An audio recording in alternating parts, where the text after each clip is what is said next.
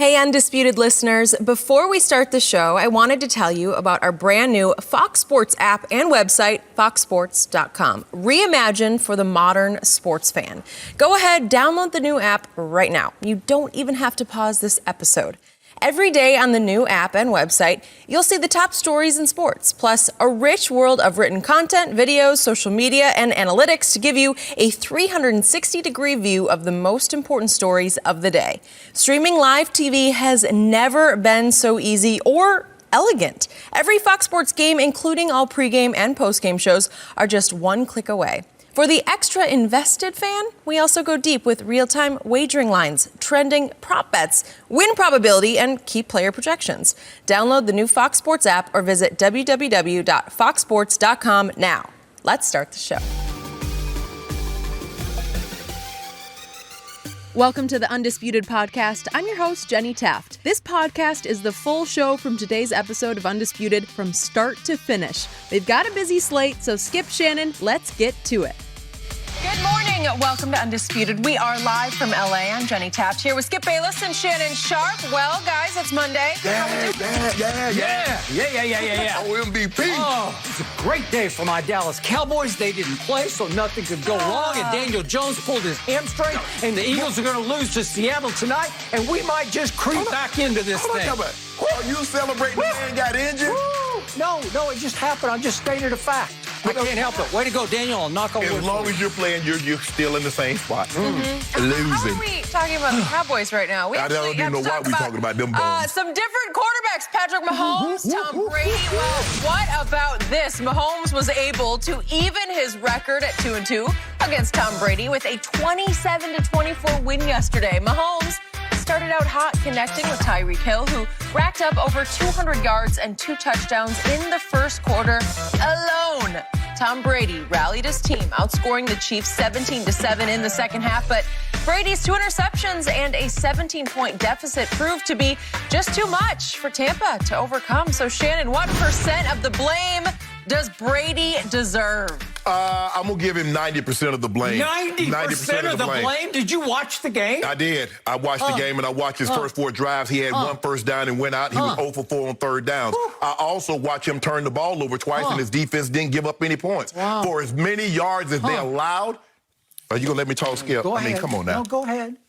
For as many allows as the Bucs defense gave up, they kept him out of the end zone in the red zone. They had it, second and goal at the 1, make him settle for a field goal. Shaq Barrett sacked Mahomes, turned the ball over. His defense bowled their back when they needed to. But so was the defense on the field when Tom Brady threw those interceptions? I mean, you gonna let me speak? I mean, you gonna do suicide? I'm just waiting. Go ahead, for my turn. No, you go. If you're waiting for your turn, let me talk, Skip. Okay, go. I know you're upset that Tom Brady got outplayed again. I'm not Only upset. one quarterback I'm happy. Only one quarterback has more interceptions than Tom Brady. That's Carson Wentz. And you tell me he's playing terrible. So if he's second on the list, how is Tom Brady playing? Again, Mahomes is the MVP. So now Pro Football Focus looks even worse. You look even worse because at some point during the season, you said Tom Brady was outplaying Patrick Mahomes. Patrick Mahomes now has 30 touchdowns, 2 picks, and 3,500 yards. And he's already done with his bye week. Tom Brady is on a bye week and doesn't have as many touchdowns, have quadrupled the interceptions, and 300 fewer yards. But somehow during the season, he outplayed Mahomes. That was asinine, as a 10 after 15, as you would say. Thank you. I invented that. You did invent that. Yeah. But you also said when you talk about a GOAT player, you judge them to the umpteenth degree. Yep. That's what you do with LeBron. That's what you do with other GOAT players. So is Tom Brady not the GOAT? See, the problem is, Skip Bayless, is that you have a hard time letting that go. Tom Brady's status is established. But he's not the same player today, what caused him to get that status. And that's okay. But I'm going to give him 90% of the blame because he did not play. Basically, all he did was pull up Prescottian. He had a bunch of empty calories at the end of the day. Really? Only 5 of his passes he completed when they were within the score. All that junk was they're down 13, they're down 10. How many of those came in meaningful time? Meaningful? Meaningful, Is yeah. it my turn? Yeah, meaningful time. So at the end of the day, Skip, look, I'm not going to, I'll let you go, and then I'll get to my tape where he was spraying the ball all over the field, throwing the ball, I forgot, bouncing the guy ball off guy's helmet. How do you bounce a ball off a guy's helmet when the guy doesn't even jump? But you know what? That was B.A.'s fault. That interception that he threw to Scotty Miller, that was B.A.'s fault. All those overthrows that he had to A.B. throwing the ball out of bounds, to Chris Godwin, to Mike Evans, that's B.A.'s fault. What we've done, when Tom Brady plays bad, we found a way to blame someone else other than Tom Brady. Really? Yep. Tell me when it's my turn. It's your turn. Please. It's your turn. Okay, here we go. So I want our viewers out there to understand that this man just said Tom Brady deserves 90% of the blame. And yet the final score was what? Maybe I fell asleep. I don't know. I think it was 27-24. Yeah. I think Tom Brady pulled off 2 late long drives of 75 yards and threw 2 late touchdown passes to cut the score to 27-24 with 4 minutes and 10 seconds left to go. Is that a long time? That's an eternity for a guy who leads all of the National Football League history in fourth quarter comebacks in overtime in the fourth quarter. He had plenty of time. He had 4 minutes and 10 seconds left, and what happened? He never saw the football. It's like what you said at the AFC Championship game in overtime. Well, Mahomes never got the football back. 4 minutes and 10 seconds, and you can't get the football back? No. It is why the Tampa Bay defense deserves 80% of the blame or more. I will give you 20% of the blame for Tom Brady, but let's just put this in some perspective, shall we? Sure. Tom Brady yesterday threw for 369 yards and 3 touchdowns. And guess how long he had the football?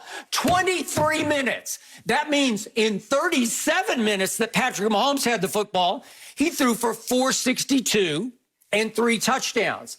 So if you do the math on that, if you only have the ball for 23 minutes and you throw for 369, guess what you're on pace to do? You are on pace, if you had the ball for 37 minutes, to throw for 555 yards. Is that good? I think it's like all-time great because I think it's like record great. Yeah, it would have been. It would have been. Yes, thank you very much. So that's what he did in only 23 minutes with the ball in his hands. So here's the problem. I completely and utterly overestimated the Tampa Bay defense. Even at 6-2, when they hit the 6-2 mark, I thought this, could be the best defense in pro football. Over the last 3 home games, it has proven to me to be bottom 5. And against the pass, it is bottom 1. It is the worst defense against the pass in pro football. It's not even close. I tried to tell you that against Green Bay. Okay, well, thank you for agreeing with me. So here's the point. We have seen 3 straight home games. These are home games. 2 in primetime nighttime and 1 in primetime as in big window late in the day. They did a monster number, I'm sure. Thank you very much. And what did Drew Brees and company do? They put up 420 yards. What did Jared Goff and company do? They put up 413 yards on this defense. What did Mahomes do yesterday? 562 yards. And yet, what just slayed me was what happened in the first quarter. So Todd Bowles, for whom I have the utmost respect, though I lost some yesterday, comes out without Jamel Dean, his fastest cornerback, because Jamel Dean ran 4.3 coming out of Auburn, and he only has one good cornerback left, Carlton Davis, who's his more physical corner. You got to put him on possession receivers. You put him in the first quarter in solo single coverage on Tyreek Hill. I'm sorry, I've never seen anything quite this stupid. And what did Tyreek Hill do? And don't tell me anybody else is better than Tyreek Hill right now because he's the best receiver in pro football. Yeah, he's on another planet right now. He's on another planet because he is the fastest man in pro football. Right. As Andy Reid said after the game, he's one of the strongest pound-for-pound men in pro football. He now has figured out how to run actually great routes, and he's got not good hands, he's got snatch hands. He just snatches everything within his catch radius.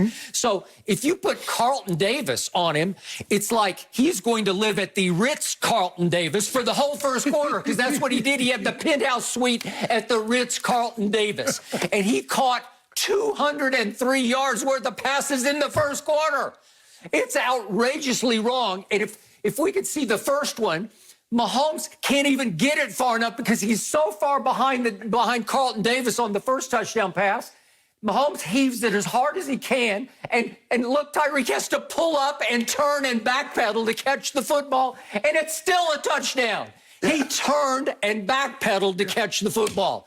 Are you kidding me? Yeah. And it got so bad, thank you very much, that's an underthrow, but I'm not blaming Patrick because he's too fast. That's all the arm Patrick has on that throw, right? Yeah. Okay, then the next one comes, and it's so bad, it's actually, he breaks, Carlton Davis falls down on this play. It's just silliness. He just falls down, and then the safety comes over, and it's a joke. And then this is disrespectful. It's just a joke. And then it's total, rub your nose in it at Tampa on what was then national TV at that point, the big window game. And he backflips into the end zone on the Tampa Bay Buccaneers defense at Tampa. Yeah. What I used to call Tampa Bay. I can't call it that anymore. You still call it that. You call it. I just can't. Okay, so help me out here. Patrick Mahomes throws for 359 yards before halftime. 359? It's the most yards in a half since Peyton threw for, not even that, but it's the most since Peyton in 2004 in a wild card playoff game. Right. Well, think about that. Since 2004, that's 16 years ago, and he throws for 359 in the first half. That might have been against us, Skip. Okay, was it? In a wild card game against the Broncos. I forgot to look up what it was. I think it was. It was against Denver? I think it was. And what was the final score of that game? A whole lot to a few. Was it That's really? when they knew it was time for me to go ahead and pack my bag. Really? I think, if I'm not mistaken, I think it was against So them. it was Baltimore. No, it was I was back in Denver. You went back to Denver. I was back in Denver. So it's Denver at Indy? Mm-hmm. Ooh, really? Yeah. Well, Peyton had a rough time in a lot of his first-round playoff games at Indy. But not at that time. He lost 7 of them. Yeah, but Skip, that was early in his career. Oh, yeah, that's true. That would have been a little bit early. Yeah, that was like 7 years in then. Okay. So my point is, if we look like even Jared Goff torched this defense, and look what Jared Goff did yesterday. He had a QBR of 10 against San Francisco. Look what he had just done at Miami ahead of the game at Tampa Bay. He had 4 turnovers in the first half. He's had actually a wildly unpredictable, up and down, inconsistent season, and yet he torched this defense at Tampa Bay, right? Yeah. Okay, so now let's get to Tom Brady. As the telecast came on, I know you don't listen to the sound, Tony Romo said 2 quick things to preface his sort of take on what's happening with Tom Brady. And he said, this is the first quote, "I still think Tom Brady is playing at an extremely high level," said Tony Romo. Now, that's early in the telecast, and he backed it up the rest of the day.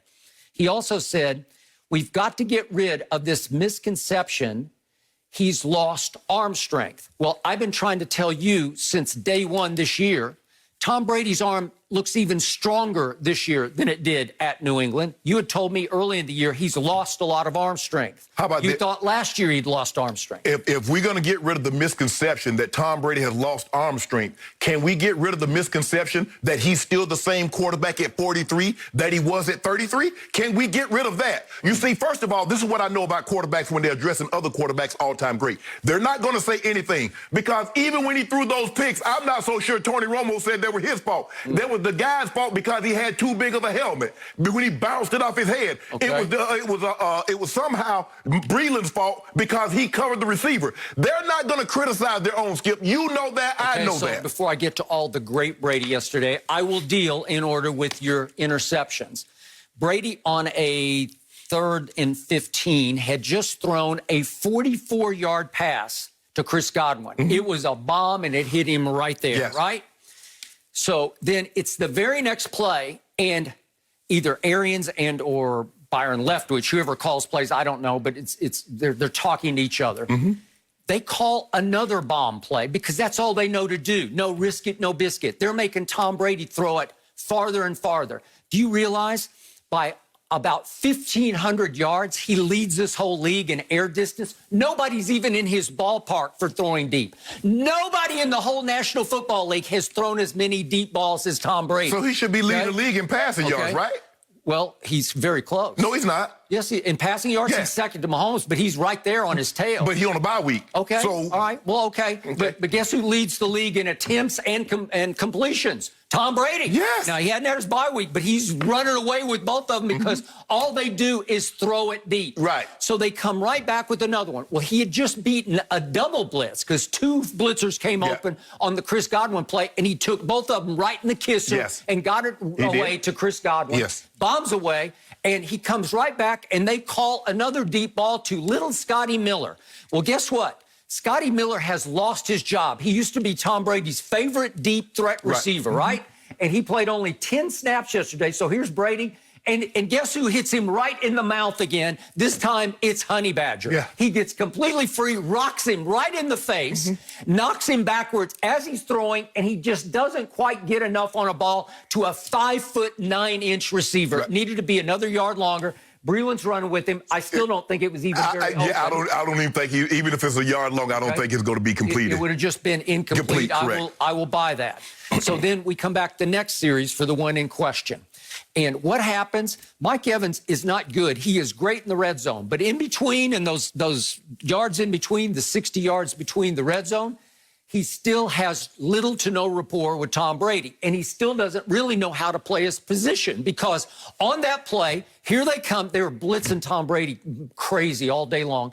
So they come with another double blitz from a corner and a safety. They're both coming. And Sorensen acts like he's going to blitz, then he drops back. The hot receiver is Mike Evans. And did he sit down? Did he just immediately turn and look for the football because Brady was ready to deliver it right there to him right at that moment? Nope. He kept running, so Sorensen, who actually was covering him, kept running underneath. And he turned and ran after Mike Evans because Mike Evans kept running on the route, and the ball hit Sorensen right in the back of the helmet. Sorensen's at the line of scrimmage. He didn't move. Okay, he's coming. No, he turned to run. And what happened? Why didn't Mike Evans sit down like the hot receiver is supposed to sit down and help the quarterbacks? It's his fault. You got to throw it where you think your hot is. That's how you beat a blitz. Sit down. Let's have some rapport. Let's have some connection. And you have to look and see what's about to happen. Brady was calling out the blitzes. He's blitzing. He's blitzing. Yeah. Well, Mike Evans, you got to get the memo and you got to sit. Just sit right down at 3 yards, and then you can run 10 more yards because nobody's going to cover you. I still believe, but so what does that have to do with him bouncing the ball off Sorensen's head, who didn't jump, who's at the line of scrimmage, engaged with the tackle, and Tom Brady hits him in top of the head? He turns to run. He's starting to go. He's starting to go backwards. Maybe something wrong with my screen because I didn't see that. Something's wrong with my screen. So what did we see yesterday from Tom Brady?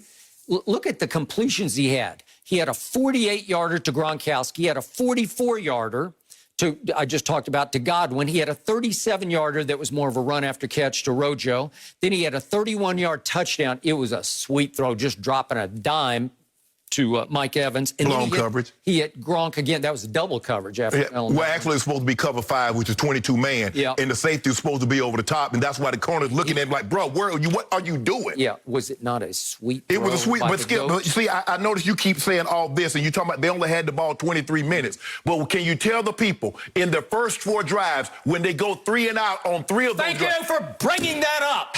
Let's go to the first Tampa Bay drive, shall we? Sure. It's 3-0. And here we go, and a couple plays into the drive, they go long because that's all they ever do with Tom Brady, and he throws a deep ball to Mike Evans, and help me out. Is this not a great throw? It goes right through his freaking hands. You got to, if you're a Pro Bowl receiver, catch it. It went over the other side of his hand, but he should have caught it still. You've got to catch this football, and if you do, you're all the way down to the 20-yard line, and maybe they go in and go up 7-3, and maybe we have a whole different vibe to the football game. What did you say the score was at that point in time? 3-0. 3-0, and they had the ball on the track, 2 cracks at the 1-yard line. So are you going to give Tampa's defense any credit for keeping Mahomes out the end zone? Yes they or ran no? some stupid play. Okay, that's Philly special where they had Kelsey trying to throw it to Mahomes. I get all that, but are you going to give them credit for keeping Mahomes out of the end zone? A simple yes or a simple no? I'll give him some credit for that, but not after you give up 3 359 passing in the first half, not after you give up 203 to Tyreek because you're trying to single him. By the way, in the second half, the defense started to zero in because guess what they did?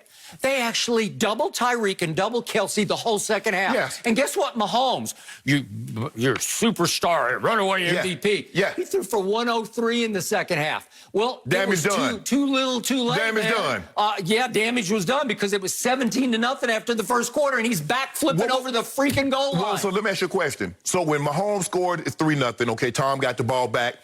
Went 3 and out, okay? Mahomes gets the ball, throws a 75-yard bomb to Tyreek Hill. They kick the ball to Tom Brady. Can you tell the people at home what did Tom Brady do? Absolutely nothing, okay? Mahomes gets the ball, goes back down the field. It's 17-0. Can you tell the people at home what Tom Brady did? So in the process of him only having the ball 23 minutes, he could have had the ball actually longer than the 23 minutes had he done something with the ball when he had it. Okay, so he started doing a whole lot with the ball when he had it. So he pulled a Dak Prescott. Second, third, fourth. So he pulled a Dak. Okay, well, a Dak, again, they're so far behind. Were they behind 31-3? No, they weren't. They were so long.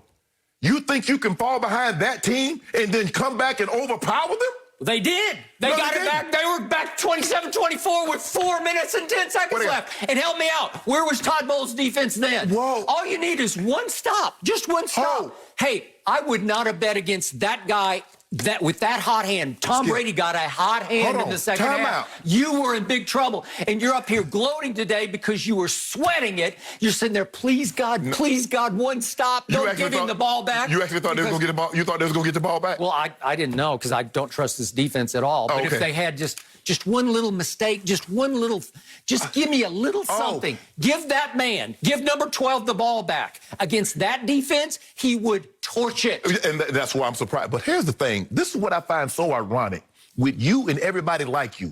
When Atlanta had a 28-3 lead, and the New England Patriots pitched a shutout, you didn't give them credit. You said it was Tom Brady. Now, all of a sudden, you blaming the defense. Wait a second. In that game, a Super Bowl game, Tom Brady, in just the fourth quarter and overtime, threw for 246 yards. How many yards did it skip?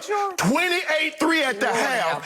Coach Belichick's defense pitches a shutout, and all you're talking about is Tom Brady. But when things don't go well, you blame everybody but Brady. Okay, now, my final blame goes to the coaching staff for this. This is the turning point of the evening.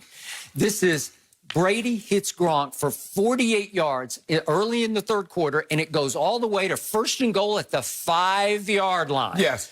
Okay, who is the best running back on the Tampa Bay Buccaneers? Rojo. It's not even close. I don't even know what's left of Leonard Fournette because every time they hand it to him, he runs the darkness. He just tiptoes to the line. He go running somebody's back. I'm afraid I can't see anywhere to go. I'll just tiptoe up here and then I'll just fall down, okay? Even on swing passes, he's so big and so powerful. He's not a swing pass catcher. He's not open field, make you miss kind of guy. He's more of a straight ahead guy who, if you let him hit top speed, he can run. Yes. So what do they do on 1st and goal at the 5? They take Ronald Jones out of the game and they put Fournette in. That is on Brady Arians, who seems to have lost his way as a head football coach. It's partly on Byron Leftwich, who is calling the plays. All of a sudden, I'm saying, you're kidding. And they hand it to Leonard Fournette on 1st and goal at the 5, and he goes nowhere. Then they swing pass it to Leonard Fournette on 2nd and goal from the 6, and he goes nowhere. And then Brady did fire high to Gronk to try to do it, but now it's 3rd and goal from the 7, and he's throwing wild high to Gronk to try to salvage something out of this possession, and you get 3. You could have cut the score completely down to, what was it, 20 to... But here's the thing I don't get, Skip. You're complaining about them running the football when they get down there. How many 1 to 2 yard touchdowns does Mike Evans has? I never hear you complain when Tom Brady throws the 1 to 2 yard touchdowns to Mike Evans. You don't complain then. Now all of a sudden they don't get it in. Now you having second guessing everything. Don't do that. Well, speaking of Mike Evans, can't you give him one ball to try to catch on 1st and goal at the 5? Can't you? Well, look what they did. Well, how did they get back in the game? It was a 31-yarder to Mike Evans for a touchdown, and then it was a 7-yarder to Mike Evans for a touchdown. So why wouldn't you give him a shot? I have no idea. Why didn't Brady play better in the first half? Why didn't he play better? He actually played really well in the second quarter. No. Skip the second quarter, really? Yeah. So, Skip, so we got to stop this. Now, I want to know how many quarters is an NFL game? Because in the first half, it doesn't matter. If a guy does well in the first half, doesn't do well in the second half, well, he didn't come when he plays well in the second half and don't do well in the first quarter. So it's up. What is it? What do you mean, what is it? They're down 17-0 after one quarter. So he has a nice drive for a touchdown after the sack. Was Tom Brady the quarterback when they got down 17-0? There was somebody else in there, or did he come off the bench to relieve the guy? I just showed you what happened. If Mike Evans catches the first ball, all hell breaks loose, and we might be having a very different Okay, let me ask you a question. If Mecole Hardman runs that route where he sits down and he catches that ball. That was a horrible throw by Patrick Mahomes. Okay. It was horrible. You know what? That's to break the game open. That makes it 34-10, and Patrick Mahomes just flat out missed it. First of all, if you watch, now I saw Sammy Watkins, I saw Travis Kelce run that exact same route. Like you said, all they got to do is sit down because he knows the 45 White, Devin White is coming over the top. All he has to do is just sit down. Sit down! Sit down? Yes! You just flat out missed him. There's nobody around. It's gone. It's an 80-yard touchdown. Don't worry about it. He didn't need it. He already dropped 462 on you. Has anybody ever had a day against Tom Brady like that? This man owns Tom Brady now. Guys, he'll never beat him again. We have more time. Oh, now does Tom Brady play defense? Continue talking about this game. We gotta go. No mercy. Hey, Undisputed listeners, it's Charlotte Wilder here to tell you about my new podcast with Mark Titus called the People Sports Podcast. It comes out every Thursday, and Mark and I take one of the big stories of the week, and then we go off on tangents you never saw coming. This might mean that we start talking about the Dodgers winning the World Series and end up wondering if Knicks fans deserve happiness. Or begin with LeBron's greatness and end up drafting our ultimate beer league softball team made up of old athletes. Whatever it is, the only rule of the show is that it has to be fun and funny, because these days we could all use as many laughs as we can get. So check it out wherever you get your podcasts and come down weird sports rabbit holes with us. We can't wait to have you. No mercy. Former NBA point guard Nate Robinson learned the hard way that crossing over into a new sport, well, it isn't easy. Robinson took on YouTuber Jake Paul in an exhibition boxing match leading up to the Mike Tyson, Roy Jones Jr. fight, and was out cold less than 2 minutes into the second round. And then we saw Tyson make his return to boxing over the weekend, taking on Roy Jones Jr. Both fighters showed flashes of their former greatness, with Tyson being the more active fighter in a fight that ultimately resulted in a draw. So, Shannon, what was your biggest takeaway from the night? Skip, you and I both are old enough to remember both of these guys in their prime, and they were dynamic. Roy Jones was, for a decade, was the best pound-for-pound fighter there were. He was. He took on all comers, and people don't realize Roy Jones, if he hadn't got disqualified on his 50th fight, he was 49-1. And then he came back and avenged that loss to Montel Griffith. He had beaten James Toney, a champion in his own right, not only in the super middleweight, but James Toney went up to the light heavy. He had mopped the floor in the mid-90s with Bernard Hopkins. He took on all comers, and he just wiped them away. And he got robbed in the '88 Olympics and sold, too. Bring that up, Skip. But, Skip, I don't want to see this, Skip. Mike Tyson, I don't need to say anything about Mike Tyson. Skip, he was dynamic. He was probably the only guy that put fear. When he was walking to the ring with that cutout towel and those black trunks, and he was coming to the ring with a whole lot, he was coming in with bad intentions. Skip, that's what they call boxing. They call it the hurt business. Skip, you don't play box. You don't, I mean, what sport do you know? Say, you know what? I think I want to pick a sport that I can get hurt in. People pick up bowling. People pick up tennis. You don't pick up boxing. And it looked like two guys out there that was very, very well past their prime, still trying to hold on to something. But I think both of these guys are smart enough to know this was fine for what it was meant to be. But if I go in there with some young lions, it's over. Not doing that. And Nate Robinson, I think Snoop said it best. You know, you don't play fight. Skip. Kudos to Dion and Bo and Brian Jordan, Skip, guys that played two sports professionally at the highest level. But, Skip, that ain't the hurt business. Skip, you don't do this. And you can see one guy, even though he's not advanced in his skill level, He understands the techniques. Yep, he does. And one guy got in there thinking that because I played in the NBA and I was a great athlete, I can just cross over and I'll be... No, don't do that. And Skip, we've got to get out of that. A lot of us, me, because we look at, man, LeBron would be a great tight end, or LeBron would have been a heck of a boxer, or this guy, he'd be a heck of a basketball player. We got to stop that. Because we fooling these guys up to get into something that they had no business in there, Skip. First of all, they should have put him in there with headgear. Skip, he don't know anything about boxing. Skip, you watched it with the shot that he took. Skip, he's coming in, hands down. Dude caught him with an overhand right. It was lights out. I mean, people are like, well, a lot of people wouldn't have even stepped in the ring. I know, because a lot of people smart. People step in the ring that do that for a living. You have to understand that's what you do. Skip, there ain't no correlation between boxing and the NBA. Do you realize people try to hurt you in that? Skip, I legitimately try to hurt somebody. That's what they do in the ring. That's what they do in MMA. They trying to hurt you. Come on, guys. Skip, look, I watched it for what it was, and I didn't expect anything. But Tyson and Roy, they look like old fighters, well past their prime. Hopefully, if they want to do exhibitions, but I don't know, Skip, how do you exhibition fight? You know, if you play flag, you can play flag football. You can play an all-star game, and you can play softball for baseball. But how do you simulate that? Mike Tyson was trying to end the fight. I don't know what Roy was thinking. Roy was just trying to survive. Mike Tyson was trying to land punches to try to get him up out of there. And you saw what happened. Jake Paul caught him with an overhand right. But first of all, once he went down the first time, you know, and that's just to show you, Skip, what a fighter. Most fighters, when you get hit like that, what do you try to do? You try to run, get your bearings back. But what did Nate do? Charge straight ahead, get caught again, lights out. Okay, I completely disagree with your take on Mike Tyson, but I will start with poor Nate Robinson because I agree times 10 with everything you just said about poor Nate Robinson. I used to be the biggest fan of Nate Robinson. My wife, Ernestine, that was her favorite player for years because he would just come in and light it up. And he was little, but he was sleek, and he was strong, and he was explosive. And he was absolutely fearless and won 3, as we know, 3 slam dunk contests. So here he shows up, and my first issue was he's been out of basketball a couple of years, and he is, to me, to my eye, completely let himself go because he's gained, I don't know, 15 or 20 pounds, and he doesn't look like Nate Robinson anymore because you know how hard it is to stay in shape after you start. Absolutely. You stay in great shape. I know about staying in shape because I stay in great shape, so I get how hard it is, but especially when nobody...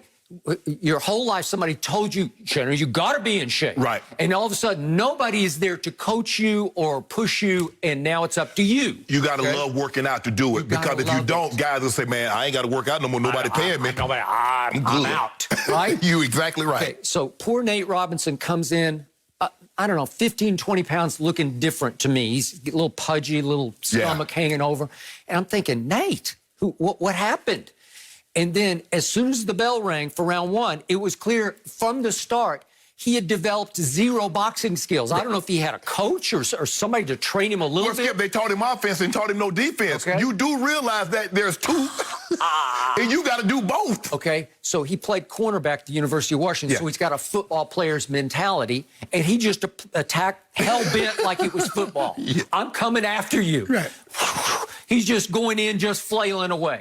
Well, you know and I know, if your opponent knows anything about boxing, it's like, thank you very much, I got this, and I'll just let you just throw and throw and throw. He's going to walk you into a punch. He's going to walk you right into 3 punches because he caught him actually 3 times. He just blasted him. And the 3rd time was not the charm because it completely knocked him out.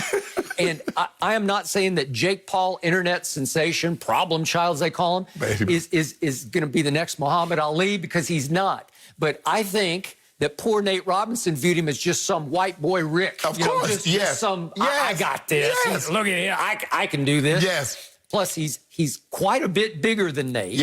And he's way more skilled, for what it's worth, than Nate. Because Nate's got no skill. Okay, so it was all-time embarrassing for a man who played the sport of NBA basketball at such a high level to wind up face down, knocked out. He was KO'd. I hope he's okay today. But did you see Nate? Nate said he representing all athletes. He gonna show basketball players. He doing this for the culture. Skip, he said the culture back.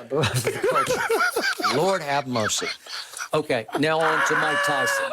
And I will admit, I was the first, I heavily criticized him for his last 3 fights way back when. Yes. This is like 03, 4, 5. Yeah. After Lennox Lewis beat him, it was done. He should have walked away then. Yes. You're over and out. Yes. Okay, because he had no chance against Lennox Lewis, who I love. So he fights 3 tomato cans, and it just gets worse and worse and worse until the final fight, he just quits and he says, my heart's not in. Yeah. Okay, we get it. So here he comes back. He says he lost 100 pounds. It's hard to lose 100 pounds, man. But he actually looked pretty good to me. His body looked pretty good. He did. I mean, he's only a couple of pounds heavier than what he was when he actually fought. Correct. God bless you, man. That's hard. Yes. Okay. He still packs a wallop. Yes. He can still throw. Yes. He still has that sort of innate power where when he decided to, when he went at Roy Jones' body, he was rocking his body. And Roy Jones woke up on Sunday morning a sore older man at 51 years of age. Absolutely. His midsection, his ribs took a beating. Well, he definitely needed that extra cushion because if he didn't have he did. If he didn't have that cushion, it'd have been. Now back to out of shape. I was just embarrassed for Roy Jones because he was in pathetic shape to my eye. Skip, you got to realize Roy fought. He fought in the middleweight. So once he was super middleweight, 168, and then he went to light heavy 176, and he won the title from Weiss at 193. Skip, he was always in peak pristine condition. Born in shape. And I'm looking at Roy. I'm like, what? Who are you? What are you doing? You had time. Can you not get back in a semblance of condition? But he did not. Well, if he said he'd been training and that's the condition he got in for this, what did he look like before this? I don't know. I'm sorry, Brooks. That's Brooks' homeboy from Pensacola. I got and Emmett, all them went to school together. It's only 3 years ago he fought. Yes. That Roy Jones was still fighting at a competitive level, quote unquote competitive, right? It was clear to me from the start that Mike Tyson had made a deal with Roy Jones. I will not hit you in the face. Mike Tyson didn't aim a single punch at his jaw, his nose, his eyes. Right. He just said, I'm going to hit you down here. And I'm going to hit you hard, but you're going to be okay down here. Right. You will not be okay. If I hit you up there, you're going to go down and you're probably going to go out. Everybody knows that if you watch Mike Tyson fight, and I'm a Mike Tyson fan, I watch him, Mike Tyson did something very unique. He would always hit you to the body with the hook, and then he'd come up with the uppercut. He would bang, boom. Boom. Not one time. It was just like body. He's only 5'9". Right. So he can come from the floor all the way up and just rock you up under and knock you off your feet. And he was like, sometimes he would throw that hook 3, 4, 5 times to the body, just repetition, just firing up shot after shot after shot. Skip, look. For what it was, sure. To see Mike Tyson, and for those that didn't see Mike Tyson, they'll never get an appreciation for who Mike Tyson was. Okay, I got it. But you know, Skip. Okay, but Roy Jones had only one chance to make it through 8 rounds, and that's just to make it a hug-a-thon. Yeah. That's all he did. Yeah. He just clinched. I don't blame him. Let's clinch. Let's dance. Let's dance. Try to do a little pot shot here and there. And he did one little leaping left jab. He tried to throw he tried to Will Mahomes a no-look jab. Okay, just to make it look good. But in the end, where I disagree with you, I will not pay for another exhibition against some Roy Jones. But when it comes to Mike Tyson, I saw enough credible quickness left in his hands. I would pay to see him fight a quote-unquote young lion. I don't know who would be. No, Skip, I don't want to see that. Okay, I do, because I think he could hang in. I would like to see him try to hit a man in the face, because if he could catch a man in the face who's 20 years younger, 30 years younger than he is, what is he, 56? 54. 54, yeah. 50. It was 54 to 51. 54. So if we go back 30 years to a 24-year-old, I'll pay to see that, because I do not think Mike Tyson would, A, be embarrassed, or B, get hurt in that fight. I do not believe it. Skip, man, this is a young man's game. You hear Floyd. Floyd talks, and Floyd just fought Conor in 2017. He says now, I'll fight an exhibition. I'll fight a guy, Conor McGregor again, or some MMA guy, or some Jake Paul guy like that. He says, but I'm not getting there with Errol Spence. I'm not getting there with Keith Thurman. I'm not getting in there with none of those young lions. I'm not talking about the highest level. I'm talking about some up-and-comer who's got some talent to him that you could sell. I would watch it. And I believe you would also pay to watch that. Nah, I don't want to see it. Huh? I don't want to see it. You don't want to see it? What you gonna say? He want a rematch. Nate Robinson said he want a rematch. They had the audacity to call that a draw.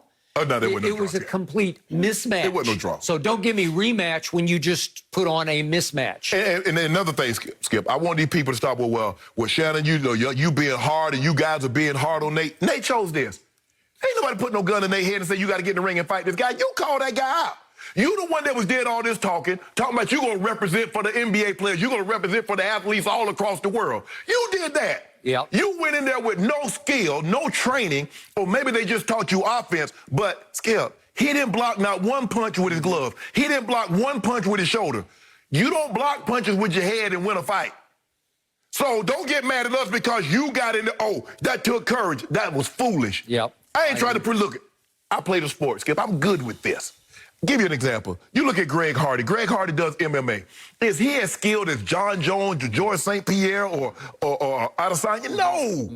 But some guy just walking off the street says, I can beat Greg Hardy in MMA. That's not going to happen. Okay. With no training. My final thought is, as embarrassing as the night sometimes got, as much of a sort of clown show as it sometimes turned into, I thought our man Snoop saved the night. Man, Snoop was crazy. He saved it. Snoop said, Lord. He was fun. He was funny. He was insightful. He saved the night. He did, Skip. He basically said, look, man, this just your two uncles. He said, Grandma going to have to break this up. Right. He said, Grandma going to have to break this up. Yeah.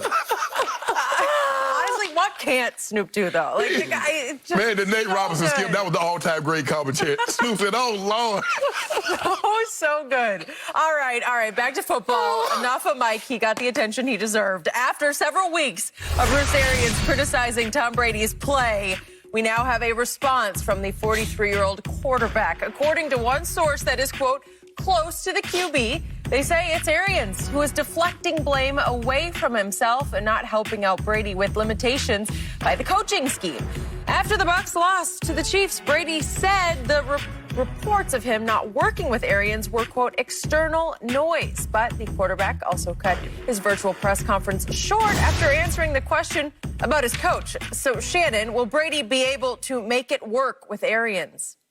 This is what I don't get. The coaches in New England never got the credit that Arians is receiving blame when Brady was in New England. Belichick never got this kind of credit. Skip Bayless tell me it's 85%. Brady gets the credit. 75%. Okay, 75% he gets the credit. But I guarantee you're giving Arians more than 75% of the blame. Now, I didn't hear anybody talk about how great Charlie Weiss was, or Josh McDaniels, or Bill O'Brien. They got no credit. This was all Tom. But the moment Tom is struggling, it's Bruce Arians, it's Bobby Leverage, it's Bruce Arians, it's Bobby Leverage, it's the defense. So how does this work? We come up with all these stats to try to keep Tom Brady at the top of the food chain. He has more air distance, whether the pass is complete or incomplete, than anybody in the NFL. What is that? That's Bruce Arians. That's his offense. He has more. Wait a second. You correctly predicted he's not going to fit in this offense. No, I said no risk it, no biscuit. No. So he's trying to be coach's dream. He's trying to do what he always did under Belichick and Josh McDaniels. Tell me what to do, and I will do it. I want to know one thing. All those people that's criticizing BA, where were they when they come to the defense of Jameis? I didn't hear anybody say, oh, no, you're asking Jameis to do something wrong. That's not Jameis' game. Nobody did that for Jameis Winston. Wait, are you putting Jameis and Tom Brady in the same sentence? All I'm saying is that where was the guy?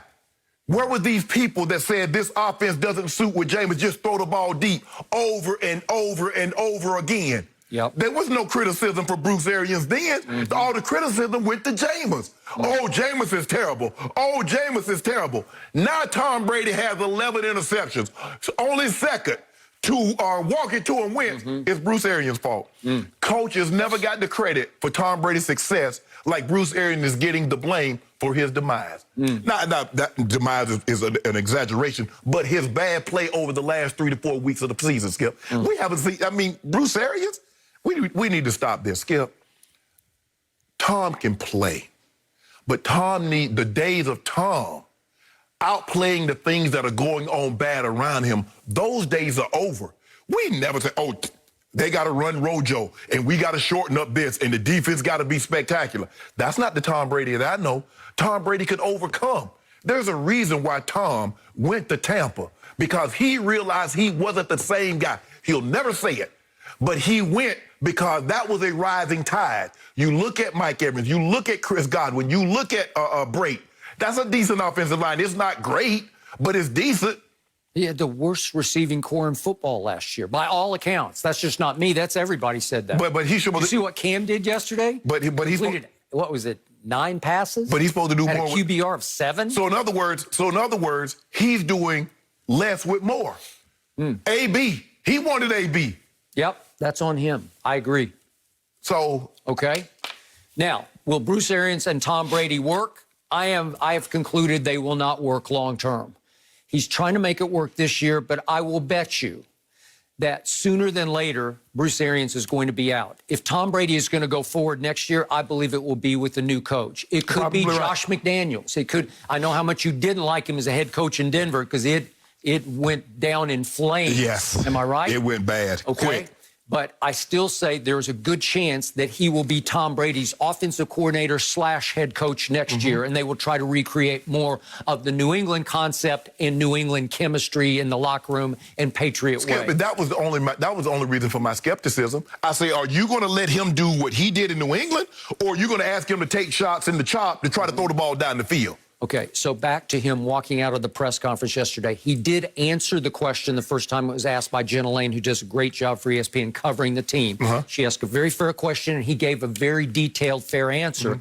But as soon as he finished, he's been around, he's done this before, and he knows what was coming. That question he knew was about to detonate just a fusillade of more follow-up questions about, well, wait a second, Tom, how about? He said, I am done with this because it's not going to get them anywhere going into their bye week. Right. It'll create hysteria around the team. It's going to be the talk of the conversation during the bye. That is correct. So now we have stories saying that sources close to, friends close to Tom Brady say that he's out on Bruce Arians. And it starts with what even you thought was completely out of bounds. Yeah. These post-loss scathing critiques of Bruce Arians delivering everything that's wrong with the greatest quarterback who ever played. And again, the method to the madness is it's always don't blame me. I don't know what I can't do any more than practice. He's completing all those balls in practice when I have control, but when he has control in the games, he's just not making the plays, right? Yep. It's completely out of bounds. It's so disrespectful. It's so irreverent that if I'm Tom Brady, after the fourth one of those, after the fourth loss, I would have said, okay, that's enough. And I don't know if they had a private conversation about it, but privately, Tom Brady has to be saying, this is not working for me because I'm trying my tail off to do what he wants to do. And yet, you like strategy, you like X's and O's. Let's quickly look at where's Tom Brady. Where is he the squarest peg in the roundest hole right now? Well, let's start out with play action. Tom Brady lived in New England on play action. But how do you establish play action? Well, you have to run it before you throw it, right? You have to make the defense respect, if not fear, your run. Tampa now ranks 28th out of 32 NFL teams in running, okay? And they got a top 5 rusher. Okay, yet against the Saints, they tried 5 times and got 8 yards. Against the Rams, they tried 18 times and got 42 yards. Yesterday was 13 for 75. But they're not making anybody respect the run. But Skip, because they don't stay with it long enough. It's like if Bruce Arians, if they get stopped twice, Bruce says, okay, forget the run. We can't run it today. Just throw it. Which is why Tom Brady far and away leads the whole National Football League in attempted passes. Yes. Okay, fair enough. Now, let's go to what does Tom Brady do greatest? Well, besides play action, which is obviously you play fake and you get the safety sucking up a little bit to stop the run, it's pre-snap reads. And what's the most effective way to pull off a pre-snap read? You have to send somebody, if not a couple of players, in motion. Right. Bruce Arians, for reasons I cannot explain to you, he does not believe in motion, so they barely do any motion. They do. It's rare that they do any motion. So you're taking away his ammo. This is what he was born with. This is his gift. If one of my wideouts go in motion and you run with him, I got man-to-man, right? Well, Skip, some people, Peyton, early in his career, for a long part of his career, Skip, he didn't like motion. Yep. Because he didn't want you to shift the defense. He felt he had a great bead on what the defense was going to do, and I don't want you messing with it. And that's why, if you notice, Skip, for like 15 years, they just lined up. with his time in Indy, Marvin Harrison's on the left. You had Marvin on the right, Reggie on the left. Your tight end, you had Brandon Stokely or whomever, Gonzalez in the slot. Yep. That's what in no motion. Because Peyton says, you know what, I got you. I know what you're in. I know where you're going to come from. And if I motion, you might bring it from a different, and somebody might mess it up. Tom, Skip, like you said, his whole thing with New England was always mirrors. If you look at Mahomes, they do a lot of motion. They're doing the exact same thing, but it's just motion. They might do more motion than any team in the league. If you look at Tyreek doing motion, Tyreek gonna do the same thing. They might put motion the guy out and bring him back in the backfield. All they're doing is that we're gonna run the same play, but we're gonna give you different window dressing. It's the same house. We just changed the shades. Yep. Plus, you show Patrick Mahomes what you're about. Correct. Right? You can see before the snap. Oh, so you're going to try that? Right. I got you. Skip, but I said, we talked about this. I said, Skip, the question that I have, when Bruce Arians offers his scathing criticism of Tom Brady, how is it going to be received? No, Bruce. I said, look here now, I'm telling you, I've talked to too many people that's been around him. He's going to do, unless they go 16-0, he's going to have scathing criticism at some point in time. He's done it at every locale where he's been. How is Brady going to respond? Because, Skip, people having a private conversation is one thing. You put me on blast publicly is something... Not once or twice, 4 straight lost times, right? Because basically you say, oh, that's Tom's fault. Man, we don't win this game and Tom would hit some of them throws. All right, so finally, what is the other great thing that Tom Brady did in New England? If you got him down the field, he will swing it to one of his backs. He is fearless with his checkdowns. He swallows his pride because you can say he's check down Charlie if you want. I will swing it to James White because he's going to get 8 or 10 yards before you can come up and stop James White, okay? Whoever it is, Burkhead, okay? So who are his swing it to backs on this team? Well, he wanted LaShawn McCoy because he's really good at that. LaShawn McCoy has been healthy for the last 3 big home games, and 2 of them he didn't suit up for, and yesterday he suited up and got 1 snap, okay? Yep, he has been in the doghouse since he dropped that touchdown pass. I think it was against Carolina. Right. And my little man, 3rd rounder, Keyshawn Vaughn out of Vanderbilt University is small and stout and very quick. And we saw at Chicago, he was throwing him the football. Well, he can't even dress now because they signed Fournette and they've got Rojo and LaShawn can't even get on the field. So you can see he doesn't have... Fournette and Rojo are not swing pass catchers. But Rojo should get more than 9 carries. Yeah. Let's start with that. Whether you swing it to him or not, Skip, he needs, give him 15, give him 20. I mean, 13. Skip, you're averaging almost 6 yards an attempt. You only run the ball 13 times. That's asking Brady. Look, because at some day, if you notice the first half, Skip, they just brought this kitchen sink. Yep. They said we refuse to. And so that's one way I thought they did it most of the game. And then they kind of backed off, and then they went back to it, and they kind of backed off again.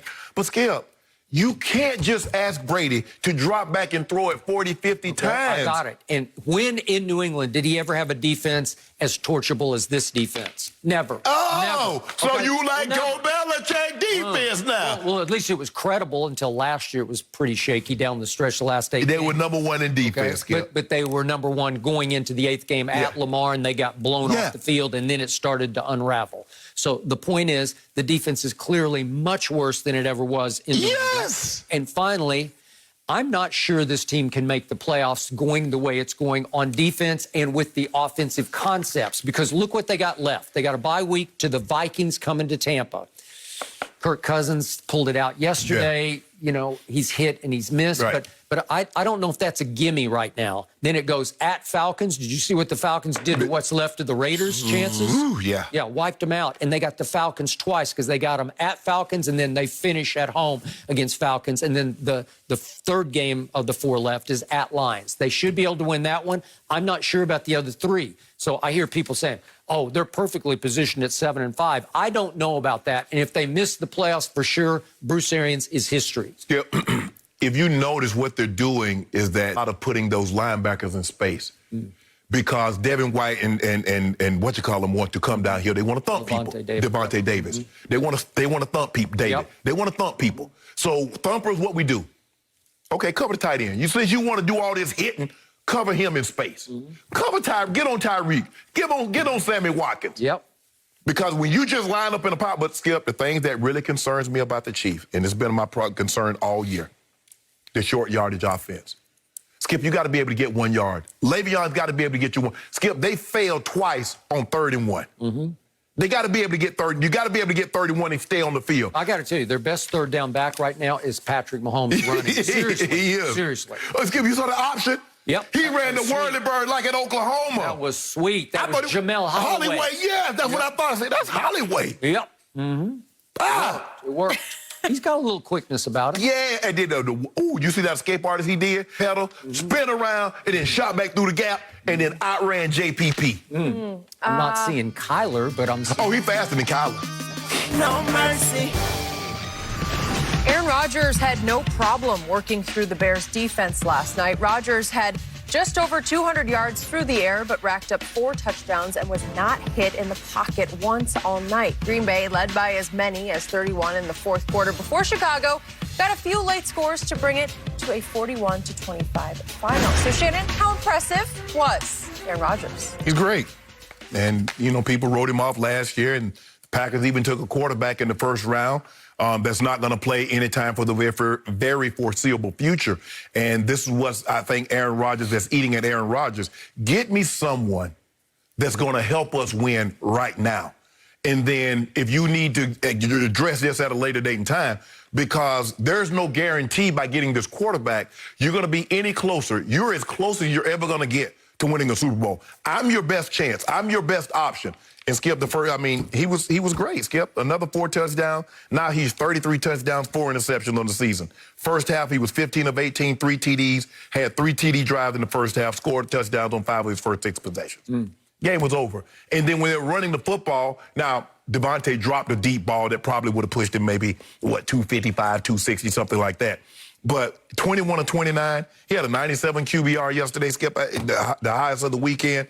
He can't play any better than what he's playing. Aaron Rodgers has been great. You take out that game in which he played against Tampa, he got off to the great start. But other than that, Skip, he's been phenomenal. He would look, I believe for me, I would have Mahomes as clear my MVP. Rodgers and Russ, but I would probably give Rodgers a little edge because Rodgers has been the cleaner of the two. But I'm going to tell you another guy that's not a quarterback that's sneaking in this MVP race. That big old running back at Tennessee, Skip. I'll buy that. I don't know if anybody watching him because, but Skip, he a different animal. And I know that's what you want to see Zeke run like what he run. But you see how they committed to the run, Skip? And just watch how much stronger he'll get down the stretch because last year he just tore people up through December. Skip, I ain't trying to look here. I feel good. I'm just starting the game. I'm good, Skip, in the first quarter. Yeah, you ain't getting nothing here. Skip, I'm not trying to do all that in the fourth quarter because they done gave him the ball 25 more times after that. I ain't trying to do that. You see him start to turn it down. But Aaron Rodgers was phenomenal, Skip. He was phenomenal. That's what you want. He's everything you want your quarterback to be right now.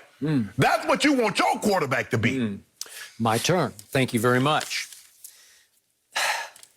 If Tom Brady had been protected the way Aaron Rodgers was last night, the night that Tom on a Thursday night played at Chicago, he would have thrown for more than 211 phenomenal yards that your man Aaron Rodgers threw for last night. They ran for $182 though. Okay, and that brings me back to who do I always tell you is the unsung MVP? It's the other Aaron, as in Jones, who ran for 5.3 yards a carry, 90 yards. Does that work? Yes, it does. Thank you very much. Do you realize last night that phenomenal Aaron Rodgers was hit 0 times by that ferocious Bears Well, he defense? did have 2 carries, Skip, so they hit him. But as far as in the drop pocket, back to pass, he was hit 0 times. 0. So obviously 0 sacks, 0 quarterback hits. At Chicago on that fateful Thursday night, Tom Brady got hit 8 times. That seemed like 18 to me, but officially it went down as 8. And he was sacked 3 times. Is Aaron's offensive line that much better than Tom Brady's? Yeah. I say yes, it is. Well, back there, it might be the best tackle in football. He just might be. So obviously, if you give Aaron that kind of time to stand back there and he would do the thing. He's going to do little stylish little flips where he's hoisting up his leg as he throws, like throwing off his He was back doing. foot, He was throwing off dealing his last front. night. He was feeling good about himself. He was feeling real good about himself because he had nothing but time and it appeared to be nothing but open receivers. Well, it helps when Hakeem Hicks, because he's a forward. Well, Tom Brady had to force Hakeem Hicks, who's one of the premier defensive tackles in all of football. Okay, so you just made a case that Aaron Rodgers might just be the MVP of this league, right?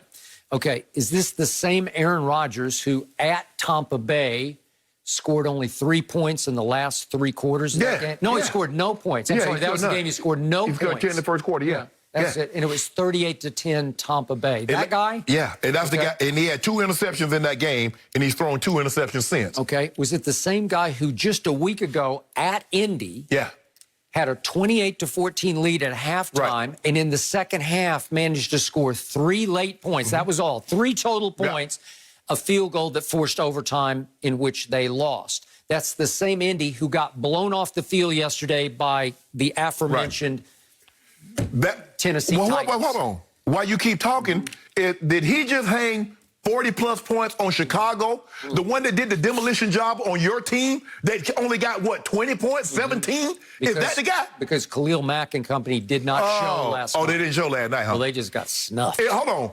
Was that the team yesterday that gave it up on Monday night, who couldn't beat a third-string quarterback in the 49ers on yesterday, the Rams? We're only talking about Aaron Rodgers right now, and that's the same phenomenal Aaron Rodgers who just a few games back, 3 games back, on that hallowed tundra up there, that frozen tundra at Lambeau Field, he lost to Kirk Cousins.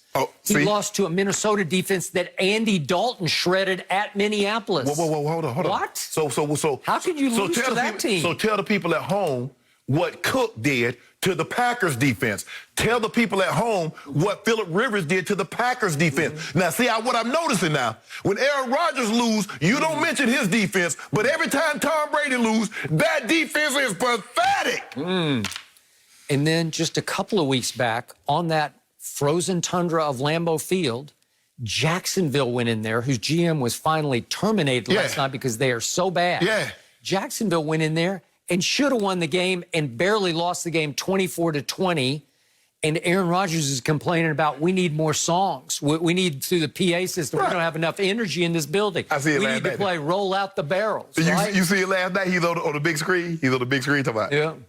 Roll out the Aaron. signs. Your guy don't do that. Your guy too cool for school. He don't want to get on the jumbotron. Aaron Rodgers, all the other quarterbacks, they doing the little thing on, but your guy isolated. So I think I just successfully shredded your Aaron Rodgers for MVP case. Hold on, time out. They got an opportunity. Okay, right now they're the number 2 seed in the NFC. He's 33-4. They were the top seed last year. Okay. Right? So what are we going to do about the team running for 300 yards on them? So you see what you did, Skip? Now, anytime Aaron Rodgers lose, it's Aaron Rodgers' fault. Tom Brady lose, we blame Bruce Arians, we blame Brian Leftwich, we blame the defense. You have yet to give that man any credit for 33-4. Tom Brady wish he did have those numbers.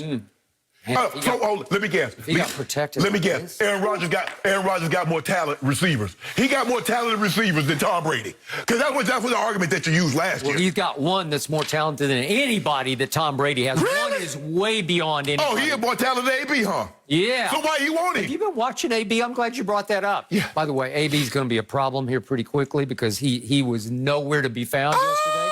I don't see the burst. I don't see the quickness. I don't see the guy I used to see. I'm sorry. I'm not seeing it separate. I'm saying the same thing about the quarterback. I don't see the consistent throws. I don't see the accuracy. I'm saying the same thing you see it. Your guy, Devontae Adams, he's up there. Tyreek is number 1, but I think this guy's 1A. He's playing. Yeah.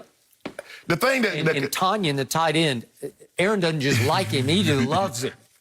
Man, the throws that he was making last night, that one that he was just back-footed, and Tanya ran the great route, sold it to the post to Eddie, sold it to the corner to Eddie Jackson. I'll give you that one. It was great. And the one the back foot throw to Devontae in the end zone. Skip, the throws, there are only a handful of guys that's ever been able to make the throws that he's making. And one of them happened we saw earlier in the 425 window yesterday. That's Mahomes that can back foot a throw, wrong foot a throw. Okay, so how did he go 3 quarters against that sorry Tampa Bay pass defense and couldn't score a single point for the last 3 quarters? Sometimes. How at Indy did he go a whole second half and manage 3 late points? Skip, if you look at it, Andy did a great job yesterday of holding it was 30. They gave up 35 and ended up giving 44? 40. So they only gave an onside kick return for a touchdown and a field goal in the second half. But Skip, Tampa got it going, and Aaron couldn't correct it because they couldn't protect him.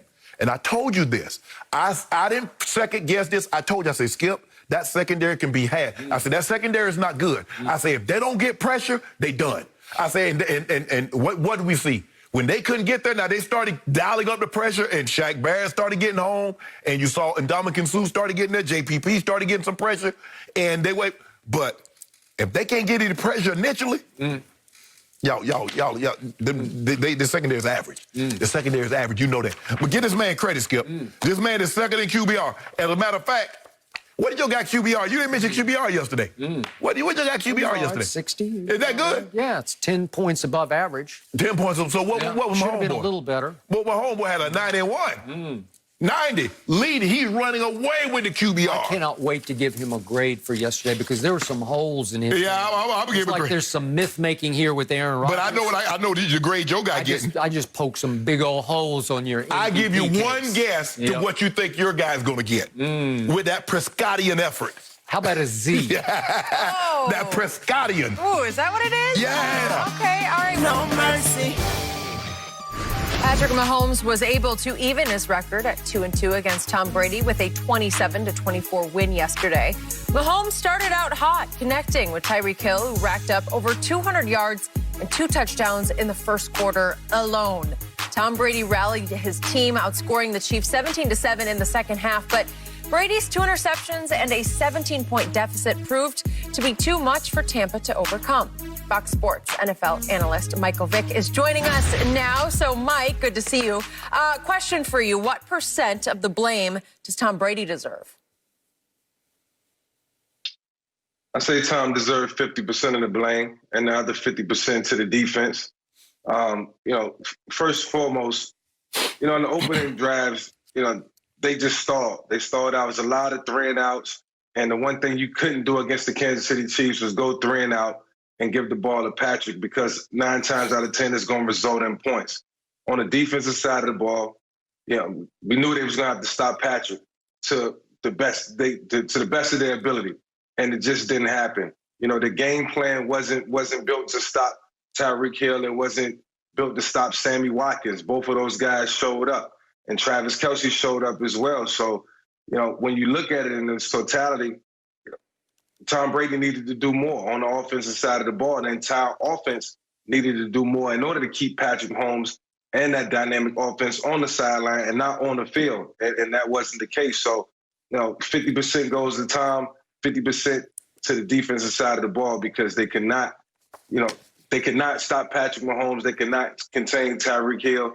And before you know it, they was down 17 points in a huge deficit, and they couldn't dig themselves out of their hole. I don't think that football team is built to come from behind and win. Now, they did it to a certain degree, but it was just too late. And then the 2 interceptions, I think, was the biggest, letdown of all. When they was trying them out to come back and putting points on the board and trying to get some momentum, the interceptions just came at inopportune times, and that cost them the game. So, that's the reason I say Tom played a major part in it, but it was also the defense as well. So I'm trying to figure this out. Okay, you said they got down 17-0. So, Michael Vick, if you scored a touchdown, let's just say when you were the Falcons, you scored a touchdown. You came to the bench. What did your team do? They kicked the ball out to the other team, right? So the other team got an opportunity to get the ball. Go. Huh? Yeah, that's the way the game goes. Okay, so I'm just trying to figure out. So Tom Brady didn't get the ball in order for them to get down 17-0, so he didn't get the ball at all, huh? So it was just like the. He got. I said he had some drives to start out. Okay, so that's okay. Let me ask you a question. When early in the game, the Chiefs had 2 possessions, had the ball, 2 cracks on the 1-yard line, and the Bucs kept them out of the end zone. Are we gonna give them credit for that? on Tom Brady's 2 interceptions. Tom Brady's 2 interceptions. They gave up no points. Are we going to give them credit for that? When they was about to blow the game open, Patrick Mahomes had got it going again, and Shaq Barrett sacks him, and he fumbles the ball. And are we going to give them credit for that? I don't think this is a 50-50 proposition. I believe it's an 80-20 proposition. What about the secondary when Tyreek Hill was just running through the secondary? Yes, okay. They gave up touchdowns. Okay, we kicked the ball off to Tom Brady. Yeah, I know, but what about when Sammy Watkins was converting on every third down almost? Yes. Patrick Mahomes was like converting. You said, hold on, Mike. You was breaking up a little bit. You said converting on third down. Tom Brady didn't get an opportunity to convert on third downs? Yeah, but he didn't. Oh, okay. That's my point. But you were talking about that shit. So how is that the defense fault? He doesn't convert on third downs. Is that all you got? You done? I'm just asking. I want Mike to tell me. That's all you got. I just want Mike to tell me how is it the defense. You know what I'm saying? You watch the game and you know what I'm saying, bro. Yeah, I know what you're saying. I know. Look, Mike, I know it's hard to criticize these quarterbacks, but you know Tom Brady isn't playing well. He has the second most interceptions to Carson Wentz. Is Carson Wentz playing well? No, he's not. He has 7 interceptions in 4 games. Carson Wentz had the weapons that Tom Brady got. No, exactly. So now you should even give him more blame because he got weapons and doing that. Thank you, Mike Vick. Go ahead, Skip. Take it away. Defense. Hold on. With that defense, man, they could not stop Tyreek Hill. Look, I understand when the ball is in Brady's hands, he got to put in some work. He got to make some things happen. But if he can't do that, then it's up to the defense to get some stops and get him the ball back. And they didn't. They was down 17-0 before the game even started, bro. My turn. And I've got to bring a little reality and objectivity to this Brady hater, especially sitting across the table from me right now, because he led all the Brady haters yesterday to write this story before it was done. You got to be careful with the GOAT, because the GOAT's going to get you if you give him time to get you. And the game is, how many quarters are there in football? Help me out. 4. Oh, there are 4 quarters. Who has owned the 4th quarter in his career? I think it's Thomas Edward Patrick Brady Jr., and he owned it again yesterday. So help me out here. Did Brady cut the deficit to 27-24 with maybe 20 seconds left again? No!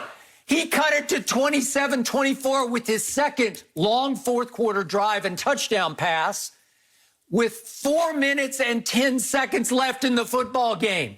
All he needed was for his defense to just give him the ball back with 2 minutes left or maybe a minute 30, just one stop. And they couldn't even get the ball back with 4 minutes and 10 seconds left. They put a punctuation mark on the sorriest defensive effort of the year by the Tampa Bay Buccaneers defense by not getting the ball back to Tom Brady. So let's just look at this. My man across the table says 80% of the blame to a quarterback who yesterday, in just 23 minutes time of possession, threw for 369 yards and 3 touchdowns. Patrick Mahomes actually had the ball for 37 minutes, 14 more minutes. And he threw for 462. That's really good. Yeah. And 3 touchdowns. Wait a second. If we do the math, if Tom Brady had the ball for 37 minutes in that game, he was on pace to throw for 555 yards. I want people out there to let that sink in. 555 would have been the all-time NFL record set by Norm Van Brocklin in 1951 with 554. Well, I'm just saying, if you gave him the ball as hot as he got for the last 3 quarters of that game, because he was throwing a party on that. Well, I wish the game would have been closer. I wish the game had been nip and tuck back and forth and watch Mahomes throw for 700. Well, he made it real close at the end. And you're saying 80%? Hey, I will give Brady 20% of the blame, because just the first quarter alone, the Tampa Bay defense deserves 80%, because I have never been more embarrassed for a defense than I was for Todd Bowles, for whom I have the highest regard and respect. He's a good man and a great defensive coach. But without Jamel Dean, his one fast corner who runs 4.3, he's out, concussion. All of a sudden, you're going to put Carlton Davis, your physical corner, on Tyreek Hill in single solo coverage for the whole first quarter, really for the whole first half. He goes for 203 in the first quarter. It was a joke. And Patrick Mahomes throws for, wait a second, 359 yards in the first half? It's absurd. It's humiliating. It's just so wrong that defense would give up that many yards and that many points in the first half. For the GOAT to almost dig them out of that hole, he deserves at least 80% of the credit. Yep. Tom Brady, but he's the GOAT, but he's not the GOAT right now. Because here's the problem that I have, Mike, is that we say the defense. We've seen Tom Brady. Teams almost come back. Brady gets the ball and never gives it back. And we never say the defense was sorry because they couldn't get the ball back. We heap kudos on Tom Brady for making every play. Now Patrick Mahomes do what Tom Brady has done for 20 years, and now we blame the defense. Yeah, but Tom is the GOAT. And he's 43 years old, Shay. I mean, I get that. He came to Tampa for some help. But here's the thing. Michael Jordan was the GOAT. But when he came back to Washington, Mike, he was not the best player in the league. Two things can be true. I'm a firm believer. Two things can be true. If you want to say Michael Jordan was the GOAT when he came back and played in Washington, that's fine. But he wasn't better than Shaq then. He wasn't better than Kobe then. He wasn't better than T-Mac then. That's okay.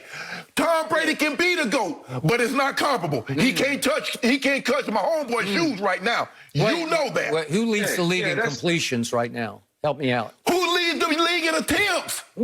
Tom Brady. Thank you very much. Exactly. Yeah, interesting. So give Pat Mahomes, because think about it, Skip, give Mahomes the same amount of attempts with his completion percentage, and it'll be off the chart. Well, don't tell me he's washed up when he leads the league in attempts and completions. Skip, something's going right. If I collect cans every day more than you, I'm going to have more cans. He's throwing the ball more than everybody. He's completing it a whole lot, too. Why did he complete it yesterday in the first half? Well, help me out here. What happened on the very first drive, if we could see this? Tom Brady throws a sweet deep ball to his best receiver, Mike Evans, and hits him right here. His hands. Here we go. Right through his hands. Just drops it right down the chimney, right through his hands. You have to catch that. If you're a Pro Bowl receiver, you have to find the ball and catch it. He misjudged it. And you'd have it down at the 20-yard line. What if they go score and go up 7-3? We might have a whole different narrative in the first half. So don't tell me he didn't do something in the first series he had the ball, because that worked. Hold on, Mike. But what about the one he threw to AB out of bounds? That was 10 yards out of bounds. Yeah, and you AB remember that was one? Blanketed. You remember that one? Yeah. You know, I mean, the entire offense, like that's the play that Mike Evans got to make. The desperation that this team is under, the magnitude of this game, the guy that's on the other side of the field, and Patrick Mahomes, the main guys make those plays in big moments. I don't see Deshaun Jackson, dropping that type of pass. I don't see Tyreek Hill dropping that ball. That play needed to be made, and that was a play that Tom Brady made, and it just wasn't. And that's why I say 50% to Brady in the offense, the other 50 to the defense. But see, what I'm having a hard time understanding is that when Tom Brady does in the Super Bowl, Skip talking about Tom Brady threw for all these yards against the Legion of Boom, even though Belichick's defense didn't give up a point. We talk about how Tom Brady came back against the Falcons, even though Coach Belichick's defense didn't give up a point in the second half. Y'all didn't give the defense. You didn't mention the defense, Mike. All you talked about how great Brady was the second half. You talked about how great Brady was in the fourth quarter. You didn't mention the D. Now Tom Brady lays an egg for the better part of the game, and now all of a sudden it's the defensive fault. For the better part of the game? Yes. In the last three quarters, he threw for 313. In the second half alone, he threw for 228. Laying eggs? He's dropping dimes. I prop you. I'm going to address that. Mike, can you address that for me, please? In those Super Bowl performances that you talked about, if they don't score points, it don't matter anyway. So, naturally the quarterback going to get the glory. The defense, they win championships. Keep that in perspective. The defense wins championships, so we don't have to talk about that. The offense still got to generate the points and the offense in order for the defense to even be able to compete. The defense, if not, it looked like yesterday. You don't score no points, you can't compete on Mike, let me ask you a question. If Patrick Mahomes, if I say over the next 5 games, Patrick Mahomes, their offense has 562 total yards with 0 turnovers, what do you think the likelihood of defense holds them to 27 points? I'm going to say they're going to have 567 yards of total offense. They will not turn the football over. What's the likelihood of a defense holding them to 27 points? Yeah, it's very unlikely. Exactly. But you want to talk about the defense play bad. Come on, Mike. You know how this go. Wait a second. Tom Brady against the Legion of Boom threw for 124 and 2 touchdowns in the fourth quarter. It's impossibly great. What did Coach Belichick's defense give up against Russell Wilson? Have you ever heard of time of possession? Seattle didn't have the ball very much in the fourth quarter because he dominated. Hey, you see what he just did, Mike? He said Seattle didn't have the ball because he dominated time of possession. When Pat Mahomes just got the ball back and wouldn't give it back to him, he said it was the defense fault. But he won't blame the defense. I can't with you. I mean, with the ball, when the ball is in the quarterback hands, man, you can dictate a lot. Yes. Obviously, time for possession. Obviously, points. You know, it works both ways on both sides. So we can argue both sides all day. But I'm always say that the offense got to score points to make the defense comfortable. And the defense got to get stops in order to allow the offense to go out and be efficient. Think about it, Mike. Either way, Mike. It's just Mike. What would have happened if Shaq Barrett does not sack Pat Mahomes and they get that turnover and they go in and score? It's game, set, match at that point. You know that, I know that. It was already 17-0 because they just gave him 17 It was about to be 24. Wait a second. Have you ever in your life, in all your years of playing football, seen a dumber strategy than to put Carlton Davis solo on Tyreek in the first quarter? Have you ever? Skip. Because I haven't. No. But here, so what? You would prefer them put Jamel Dean on him? Well, he's gone. Even if he was there, ain't nobody covering Tyreek one-on-one. Nobody I wanted to place some blame on the coaching. Yes, thank you. I wanted to place some blame on the coaching, but I left it out. And I wasn't going to go there, just out of respect. But all right, well, I mean, why not play too high? Why not play cover 2? Why not? You can't play cover 2 against my homeboy because he got that Mike Vick in You it. got to take your chances and do something. My homeboy got that Mike Vick in it. You saw him run the option. You saw the man run the option, Mike. Eat it too. I'm breaking it up, guys. We got to keep talking about different quarterbacks. No mercy. Well, don't count Bill Belichick and Cam Newton out of the playoff race just yet. New England's defense kept Kyler Murray in check, holding the Arizona quarterback to just 201 total yards. And despite throwing for less than 100 yards, Cam still led the Patriots on a game-winning drive that was capped off by a field goal as time expired. Michael Vick is still with us. So, Mike, what was the biggest reason the Patriots won this game? Because of the defense. It was clear that the defense played a lot better than the offense. They was clicking. They kept Kyler Murray in check for the most part.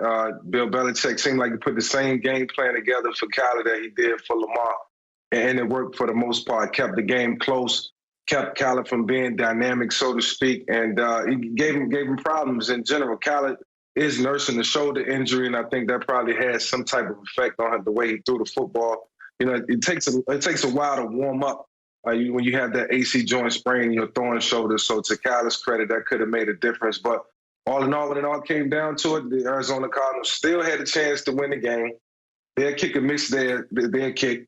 Nick Folk banged his through the upright. Shout out to my former teammate Nick Folk, and that was the game. But I think for the New England Patriots, they played really good defense yesterday, and they was very physical. They might not be playing some of the best football, in all 3 phases of the game, but I think all in all, that defense has always looked stout, and I think that's what won the game for them.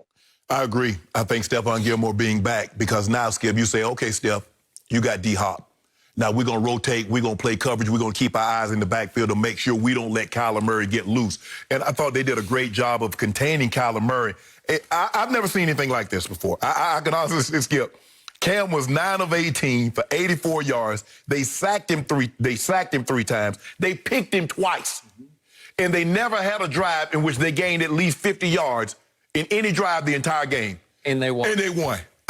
This guy, like I said, I've never seen anything like this before. And they didn't get a pick 6. They didn't get a scoop and score. They didn't run one back. Nope.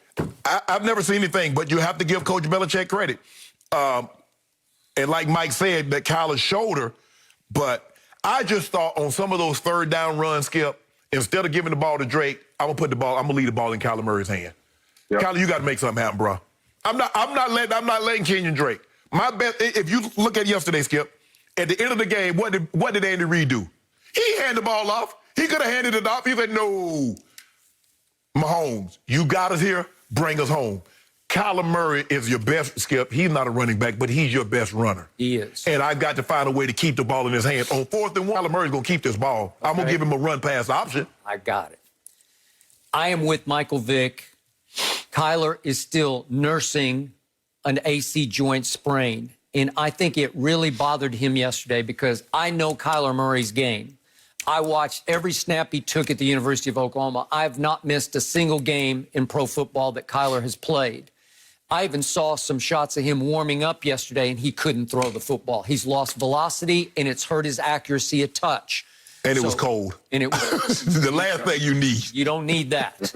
And it looked like the game plan said no called, no designed runs for Kyler to protect the shoulder. Right. He got loose for one late scramble that was 15 yards. And look, he can run now once he gets free. Right. If he's just running in space, no problem. Right. But as far as a designed read option kind of keeper, Cliff Kingsbury's saying, I don't want to do it. I don't want to get you banged up any more than you're banged up right now because you probably shouldn't be out there today. Correct. So he gets 31 total yards with 15 coming on a late scramble. So he was no factor in the run game. And I agree. On the 4th and short, you know, again, I'm probably going to put the ball in his hands if he's right. Right. If I think he can stand up to some punishment, but he can't. So back to your point. I look at the numbers on this game and I say, wait a second, it doesn't, 2 plus 2 don't equal 4 because third down's better for the visiting team. Then you look at yards rushing, way better for visiting, yards passing, way better for the visiting team. Again, 1 turnover for Kyler and 2 for Cam. Okay, and the time of possession, Kyler had it 34 minutes to only 26 for Cam. Well, help me out. It doesn't add up. No. Except that Cam threw 1 late pick, and I thought it was probably pass interference on Drake Bradford, but they didn't call it, and he picked it. Right. And I thought, game over. Yep. Then they got conservative. They didn't try to go for the throat, and they leave the Gonzalez kid, the kicker, with a 45-yard field goal. And he's been pretty good this year. And he flat out pushed it right and missed it. But, Skip, that's the thing. That's what makes me upset with team. Oh, we just going to play for the field. Yep. Field goals are automatic. PATs, Skip, we see more guys miss PATs. Yep. They're not automatic. I totally agree. And in that kind of condition, man, that's not automatic. You better try. Hey, I'm trying to get the ball in the end zone, then you don't worry about the field goal It's kicker. one thing to kick indoors in Phoenix. Yes. It's another up there in New England in the outdoors. That ball probably feel like you kicking a brick. And to Nick Folt's credit, as he was shouted out by Michael Vick, that was a hellacious boot, man. But he nailed it from 50 yards. He's kicked in New York. He's kicked in New England. He's kicked in Philly. Yeah. So I know he's got it. He has been around. Yes. He has done that. He will go south on you, but he hadn't gone south yet this year. New England Patriots ran the ball real effective yesterday. They did. The run game was clicking, and that's another thing. The time of possession might not have been in their favor, but they did do enough to keep Kyler on the sideline and not have him out on the field being dangerous. So I think that played a big part of the win, too. A lot of this, Skip, when you look at their running game, a lot of it is not necessarily about gaining yards. Because you look at it, Skip, there was 30 attempts, 110 yards. That's less than 4 yards a carry. It's okay, but it's not great. But we're going to minimize. We're trying to minimize putting the ball in harm's way. Yep. And if we don't turn, we feel, Coach Belichick says, you know what, I feel if we don't turn the football over, the likelihood of a team driving on us consistently isn't very good. Yep. As long as we don't give them a scoop and score or we turn it over and they can just kick a field goal, somebody driving on us, we like our chances. And now that they got Gilmore back, it don't count them out. The game that's going to come back to haunt them, Skip, is they lost to the Broncos. Yep. That might lose. That might be the game to keep them out of the playoffs. Well, and they had Buffalo on the ropes. Yes. And Buffalo. And Buffalo. I agree. So yesterday, Kyler Murray has a QBR of 55, which is a little above average, not terrible. Cam had a QBR of 7, and they won the game. I don't know. It's a Belichick special, right? That's how you now you get an appreciation. Now all those years up there for 20 years. Oh, coaching matters, huh, Mike? Coaching matters. I think it's voodoo, right? I mean, defense matters. I played my entire career, and I can only think about, I only played with maybe 1 or 2 dominant defenses in 13 years. And I just know what the defense does. You can hang around all game, and you don't have to generate offense. You don't have to be great. You don't have to be the GOAT.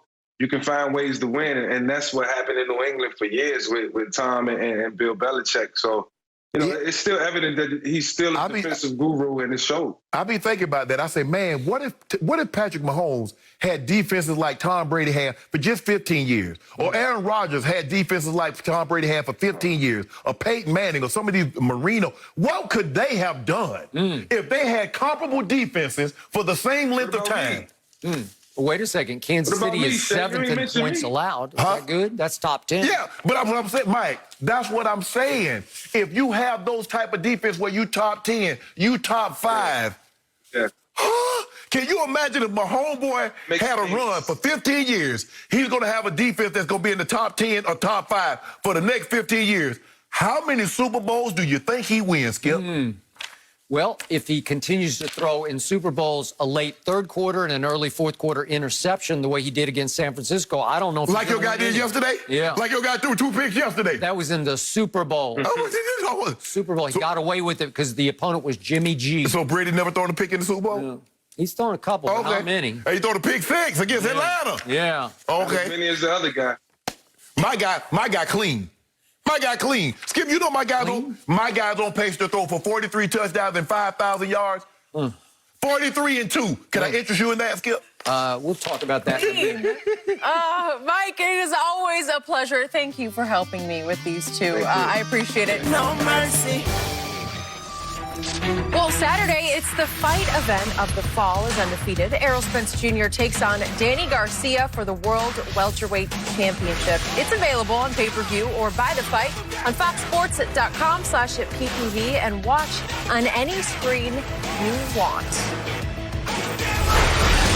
Tom Brady had nearly 350 passing yards and 3 touchdowns against the Chiefs yesterday, but it came in a loss. Brady also had a pair of interceptions and was also overshadowed by Mahomes passing for over 100 more yards and no picks. So, Shannon, what letter grade would you give Brady? You know, Skip, I take I take a lot of pride in my grading system. And what I try to do, I try to be as thoughtful and insightful as I possibly can. He got an F.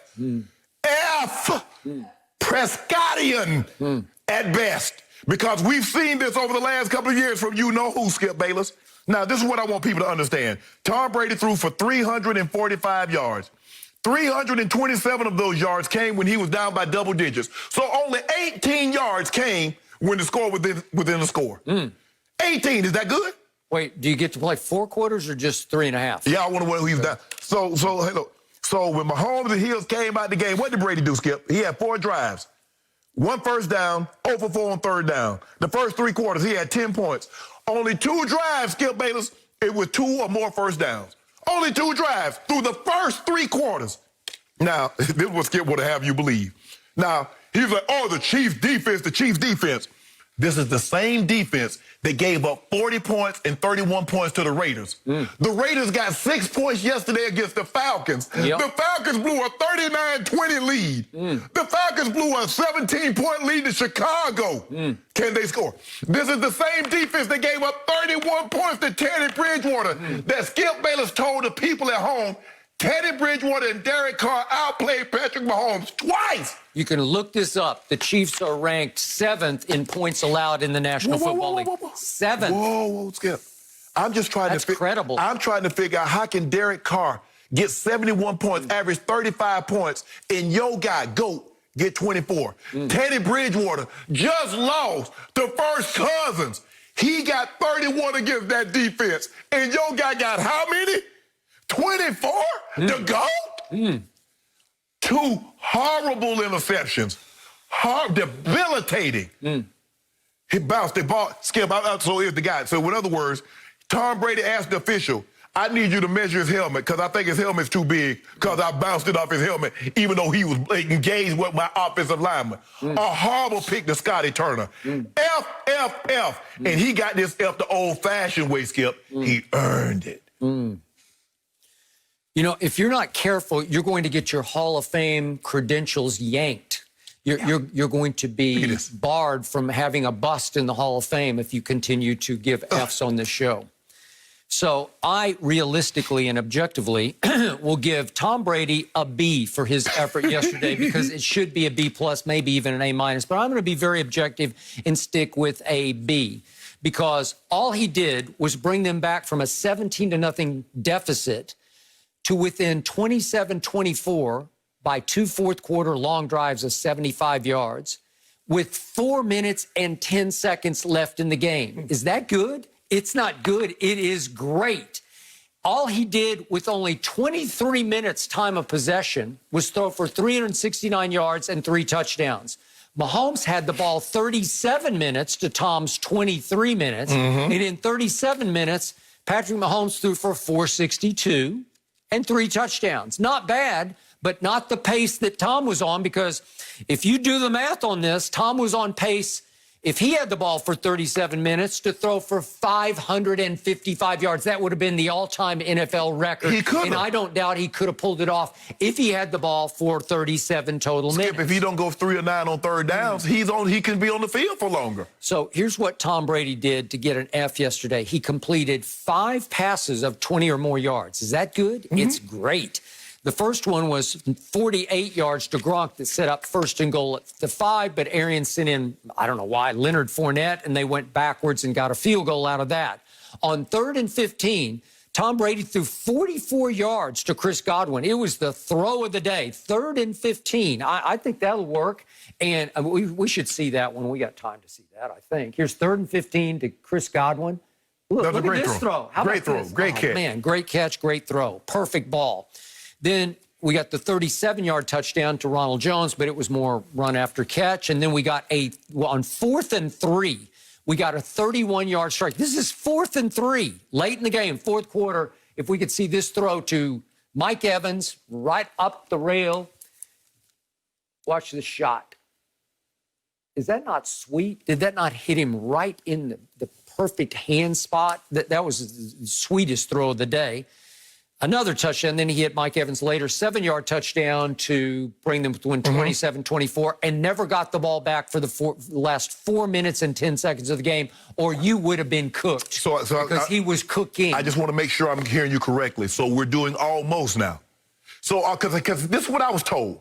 For the last 16, 17 years, Tom Brady doesn't care about stats. He cares about winning. Because when Peyton Manning was putting up all these stats, he wasn't beating Tom Brady. Tom Brady was winning. That's all that mattered. Now, all we care about with Tom Brady is stats. Is that what you're telling me, Skip? All I'm telling you is what the stats say. They say he lost. In the second half, he went 17 of 25 for 228. 228, that's a 9.1 yards per completion.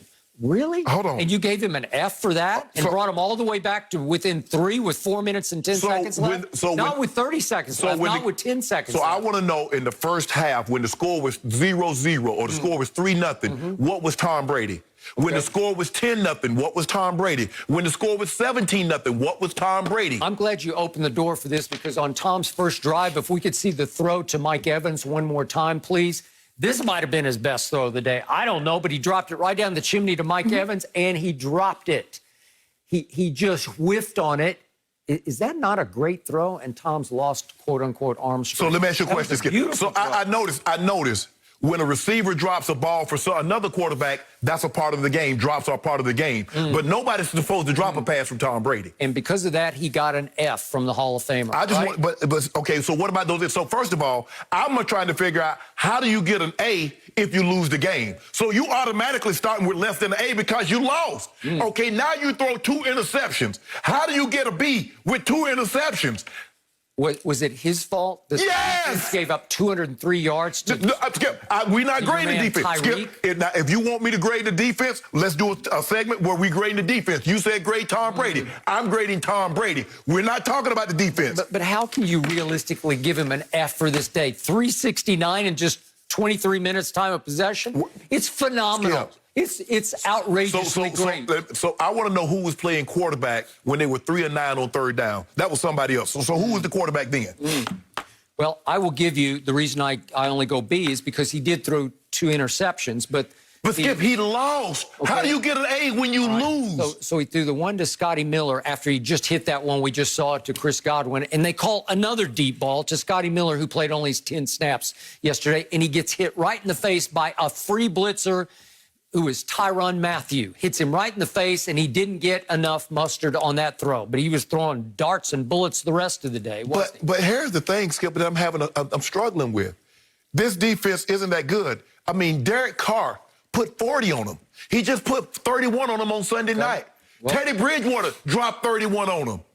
But now they're still 7th in points allowed. That's still pretty good. So are you telling me Derek Carr is better than Tom Brady because he got 30? He was shredding in the way none of those other guys did. He was on pace to throw for 555 if he had the football. Skip, he had the football. He had it 23 minutes. So Skip, you do realize that on third down, if you convert, you stay on the field. Yep. That's how you keep time of possession. He wasn't converting. So what about those interceptions? So when he's on the field and he throw the ball on first down, he gets intercepted. So second interception, Mike Evans is the hot read on it, and Mike Evans just runs right through. You don't know that, Skip. You don't know the play call. You don't know the play call. You could just see it. And Tony Romo jumped all over it. You don't listen, but he jumped all over it. Mike, what are you doing? And then they have a shot of Tom Brady on the sideline. He's pulled Mike aside, and he's telling him, look, you're the hot read on that play because he's lined up in the slot, and he just runs right through. I guarantee. And Tom looks to throw to him, and it's like, what? And he tries to throw it away, and Sorensen turns to run and gets hit in the back of the head. Sorensen did not move off the line. Bad look. Bad luck. Sorensen did not move off the line. He's engaged with Donovan Smith, the left tackle, and Brady hit him on the head.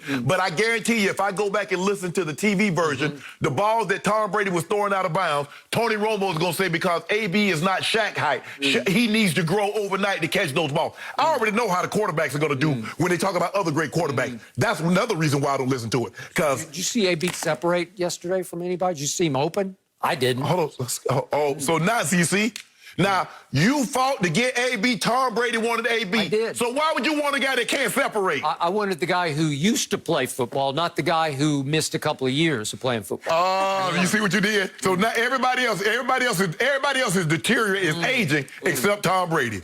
Lord have mercy. You guys could literally not be on different pages, more different pages. No mercy. Patrick Mahomes started out hot against Tom Brady and the Buccaneers yesterday. The reigning Super Bowl MVP had 359 passing yards and 2 touchdowns by halftime. He'd cool off a bit in the second half, but still ended the game with 462 yards through the air and 3 touchdowns to go along with another 28 yards on the ground. So, Shannon, how about this? Could you please give Mahomes a letter grade for his performance? You mean what, Skip? I mean, you know what this is, Skip. You know what this is, Skip. I don't know. Tell me. B? I mean, Chopin, Beethoven. Really? Oh, this is the Mona Lisa. Mona Lisa? Yeah, this is the Sistine Chapel. This is one of the 8 wonders of the world. This is it. You watched it. I defy anybody that can objectively say there's a quarterback currently playing in the NBA, the NFL, that's better than Patrick Mahomes. That's not the question. What letter grade do you give him for yesterday? A+++, 25 pluses. Seriously? Skip, the guy, 462, 3 touchdowns. He had 359 in the first half. That's the most in a first half of a regular season game in 40 seasons. And then they said, okay, Tom Brady said, you know what? I'm going to put some pressure on you. You got 4 minutes and 10 seconds and not give me the ball back. He said, okay. Hey, DJ, drop these tracks. I want to show what he did. Because after he did it with his arm, he said, you know what? I'm going to run the clock out my leg. Can we get that beat? Look at this here. Look at this here. Look at this. Tom Brady on his best day, when everybody drunk, couldn't do that. He couldn't. Look at this, Skip. He spins around, goes, cuts up inside, and outruns JPP chased him too. No, sir, you get nothing. Look at this, Skip. I mean, come on, Skip. What am I supposed to do with this? How do you coach against that? Not only can he's great on script. When we call a play, if it breaks down, he can get off script. Very few quarterbacks have ever been able to do this better than this kid.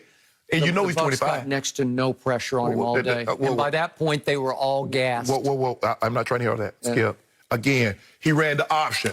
Literally, I thought that was Turner. I said, that's Turner Gill? He run out there like, make the pitch to Rozier and kept it for 17 more. Come on, Skip. Look at this, Skip. Look at this. Woo! Get goose. Get loose, son. And there's nothing you can do. Tom Brady is on the sideline saying, I wish I could ever throw the ball like this. I wish I had this kid's legs. He gets an A++, 25 pluses, and you know it. I don't know it. I'm about to shred everything you just said. I'm about to take your Mona Lisa and just rip it right into. No, you can't do that. You can't do that. Your Chopin, your Beethoven, your Eighth Wonder. I'm just going to tear them right in two. Yes. Because do you realize that in the second half of that game, as Tom Brady just lit it up and caught fire, do you realize Patrick Mahomes threw for a grand total of 103 in the second half, lost the second half 17-7, and for that matter, he lost the last three quarters 24-10, and this guy's going masterpiece. Hold on. Did he lose the game? That's the most important. Did he lose the game? No, he didn't. Almost. Wasn't even close. Wasn't even close. I'm going to give your man Mahomes a B, just like I gave Tom Brady, because this was a shaky performance by him. So he went 0 for 3 in the red zone. 3 times they had it inside the 20 and did not score a touchdown. That's the first time all season he did not throw a touchdown pass entering inside the 20. First time all year, and he went 0 for 3. Here, wait a second. It's my turn. Do you realize? Here's Patrick Mahomes' numbers inside the red zone yesterday, and this guy gave him an A+++. 2 for 6 for 8 yards inside the 20-yard line was Patrick Mahomes. Is that good? Oh! That stinks. Hold on. Was Tom Brady on the field or the defense on the field? So now you want this guy's all-time. He He's is. transcendent. Hold on, Skip. So, it's the Buccaneers defense? Are you kidding? But the same defense that was dumb enough to single cover Tyreek in the first quarter and let him get loose for 203 yards? But you were the same guy that was beating on the table, that did the breakdance did a split on the table when they picked off Aaron Rodgers twice, and you talk about they almost had 2 pick sixes. That's the same defense. Do you realize Patrick Mahomes yesterday on his A+++ day threw 2 picks that got canceled by penalties? Two. It would have tied Tom Brady, but they got canceled by penalties. And the second one, JPP, it was like he brushed the back of his helmet and they throw a flag. First of all, really? But Brady got hit in the face by New Orleans on the first play of the game, and they didn't call it. So I'm just trying to figure out, how does a guy throw for more yards, fewer interceptions, have a high QBR, high completion percentage, high yards per attempt, and have the same grade as the guy that lost? The single worst pass of the day was thrown by Patrick Mahomes, because he could have broken the game open 34-10 in the mid-third quarter, and he's got Mecole Hardman. If we could see him, he's just wide open, and he just cold misses it. Just threw it just high and outside and missed him. It was like those 2 interceptions in the Super Bowl. It's one of those where you say, what are you doing? He's just running free. But Skip. Completely blown coverage, and Patrick Mahomes missed him. He gets a little too cool for school. He just kind of nonchalants it, and he missed him. And you gave him A+. You called it masterpiece. You called it Chopin, Beethoven, Mona Lisa. So let me get straight. I'll make sure I'm here. No, seriously. I'm going to make sure I'm hearing you correctly. Seriously, you're hearing me dead correctly. He misses 1 throw with no interceptions. He wins the game. He throws for 462, 3 touchdowns, and he gets a B. He did get careless on 1st and goal at the 8 in the second quarter. Chance to go up 24-0, and he just got a little careless. He didn't see Shaq Barrett. He comes and knocks it out of his hands. Okay. And my guys fall on the ball, and here goes Brady marching down the field for a touchdown. But his defense, but Brady's defense was terrible. But Brady's defense, hold on. Careless, nonchalant. Hold on. Time out. How do you... Does that count in your Mona Lisa? Yes! That big turnover? So what about... So 2 canceled by penalties and a 3rd turnover. Brady didn't fumble at 1 time. Hold on. And you're telling me Mona Lisa. Hold on. Tear it in 2. Tear it in 2. It's a joke. Skip. It's a joke. Everything you said is laughable. You remember the championship game? So Brady got picked. It was a penalty. It got canceled out. Which championship game? AFC championship game against the Chiefs. At Kansas City? Yes. You remember he got picked. He got picked in the end zone. It did not get canceled. No. I'm talking about that would have ended the game. They threw a flag on Chris Jones when he hit his shoulder pad. All right, that's fair. Okay. All right, but that happened twice yesterday, and you're going A++. Listen, I'm being completely. I'm being nice to him to give him a B. First of all, Skip, the officials wanted to keep y'all in it. How you get 4 holding calls in a row? You got 4 holding calls in a row. You know what they were? Makeup calls. Makeup calls. You got 4 in a row. No. Because they knew they blew that one. No, your guy blew it with those picks and that horrible. I want to know what's going Mona on. Lisa. Yeah, well, you guys love giving grades out around here. We go from A++ to F. It's a really tough grading system on this show. No mercy. You can expect to see a lot more Jalen Hurts on the field when the Eagles host the Seahawks tonight. Hurts has taken significantly more first-team snaps in practice this week, and the team is reportedly planning on utilizing the rookie QB more tonight than in any game so far this season. So, Shannon, how much do you believe that he will play? Well, first of all, Skip, it doesn't make sense to me that you're doing this. If you're going to give him first-team reps, you might as well just go ahead and start him and see what you have. Because clearly, Wentz is under the impression now, like, you know what, they don't believe in me. Now, I'm not going to absolve Carson Wentz because he could have prevented this. He could have played better, and this would have been a dead issue. This would have been a moot point. He could have played better last year and not given them a reason to go into the draft and draft a quarterback, even though they took him in the second round. Mm-hmm. But at this point, Skip, it seems to me the Eagles are just throwing a bunch of stuff to the wall, and let's see what sticks. Yep. And it says that he's not going to get a series, but he's going to get a couple of plays within a series. Well, Skip, I mean, if the guy picks up a couple of first downs, what, you going to bring him out and put Carson Wentz back in the ball game? It seems to me they don't have a plan. I get it. The NFC East is so bad right now. They're like, man, we're not out of this. We got a chance. So we got to try anything. Because, like you said, you spoke earlier, Washington is in second place. The Giants are in first because they swept Washington thus far. But Daniel Jones is hurt, and so everybody's still in play. And it seems to me, Doug Peterson said, look, I don't know if we can win this division with the way Carson Wentz is playing. Mm-hmm. And so I'm going to give this kid a chance. But if that's the case, Skip, just go ahead and start the kid and move on. Okay, so obviously your man, walk it to him, has become give it to him Wentz. He's become a disaster. Yeah, and Tom is right there behind him. Leads the league with 14 interceptions, 18 total giveaways. Your guy got 11. Man, he's got more giveaways than 26 other teams now. Yikes. 3-6-1 is the Eagles' record as they go down the stretch.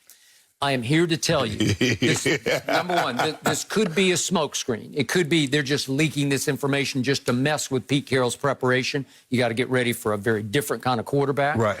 But I doubt that's happening. It sounds like he actually got half the snaps, right? Yep. Where are you heading with this? Because now we're back to Tom Landry's infamous experiment of I will alternate Roger Staubach and Craig Morton and see what happens, and it went south. Yeah, I was on the team in 1992. We did the exact same thing with Tommy Maddox and Sean Moore. Okay, you got it. It does not work. It does not work. It did not work. It's too hard. It requires some continuity and trustability where you got the same guy calling the signals and the same flow, the same rhythm to the offense. Well, I don't know what the Cowboys' record was, but we lost all 8 games in which Dan did that. All right. I'm not sure what their record was, but I know until he said, Roger, you're the guy, they didn't take off to go win Super Bowls. So the point is, I believe in Jalen Hurts.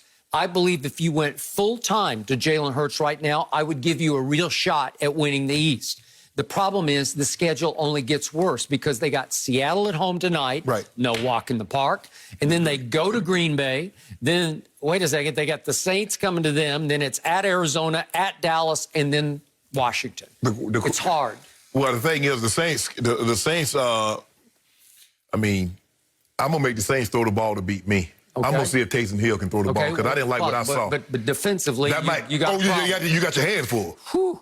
Okay, so here's what Jalen Hurts did last year at the University of Oklahoma. 52 total touchdowns. It's just hard to do that. Threw for 32, ran for 20 touchdowns. He is a really good runner of the football because he is so powerful. They say pound for pound, he's the strongest man in the weight room, okay? He is also natural-born leader. Wentz, to me, is challenged as a leader. He doesn't have that gene, that leadership gene. They don't light up to him. They don't want to follow him into battle the way they would Jalen Hurts. He would take this team over. Is he as talented as Carson Wentz? He is absolutely not. Okay. But he throws it pretty well and runs it very well, and he can take some punishment. He's not Kyler with speed or quickness. He's just a runner by nature. Skip, let this sink in for a second. They've taken Jason Peters, who's probably going to end up in the Pro Football Hall of Fame. Yep. He's gotten so bad at left tackle, they put him at guard. Yep. He gave up 3 sacks and a safety last week. Olivier Vernon was Defensive Player of the Week in the AFC. Now, Lane Johnson says, I'm done. My ankle is collapsed. So he's out. Let that sink in. Okay, I got it. But you need some young player to step in and relight your team fire. Well, maybe because the offensive line is so bad, maybe Jalen Hurts can get out of the way from oncoming traffic. I don't know. He would have to. I wouldn't wish this upon anybody, but if anybody could pull this off, he could. And now Seattle, now that they got Dunlap, seems to have been able to generate a little bit more pressure than what they've been able to do before they got Carlos Dunlap. I just don't believe they're going to go full-time to Jalen Hurts. They got too much money sunk into your guy. But Skip, and plus they're right there. A lot of money. No mercy. Well, after lighting up the Buccaneers in the first half for over 200 yards and 2 scores, Tyreek Hill did his best Shannon Sharpe impression yesterday with his sideline trash talk. Check out Tyreek's version as well as our guy Shannon's original version. Then we'll get your thoughts. Help is on the way. Over top. Help is on the way, guys. They need emergency help. Please help these folks. They're coming. Help is on the way. Help is on the way. Help is on the way, I promise you. I have to say, it never gets old, Shannon. Well, unfortunately, Skip, I didn't have the day Tyreek had. TD ran the ball. We ran the ball down their throat in 1996. But it was great. I mean, Tyreek in 96, how old was Tyreek, Skip? Maybe 2? If he was that. But it was great to see him pay homage. It was great. He had an unbelievable performance.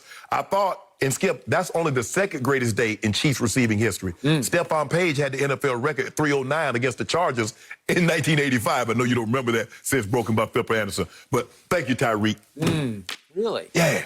I'm sorry, Tyreek is not in your league as a trash talker. Nah, that's not his game. I'm going to give you an A. I will give him a B- for his effort because he did plagiarize you, right?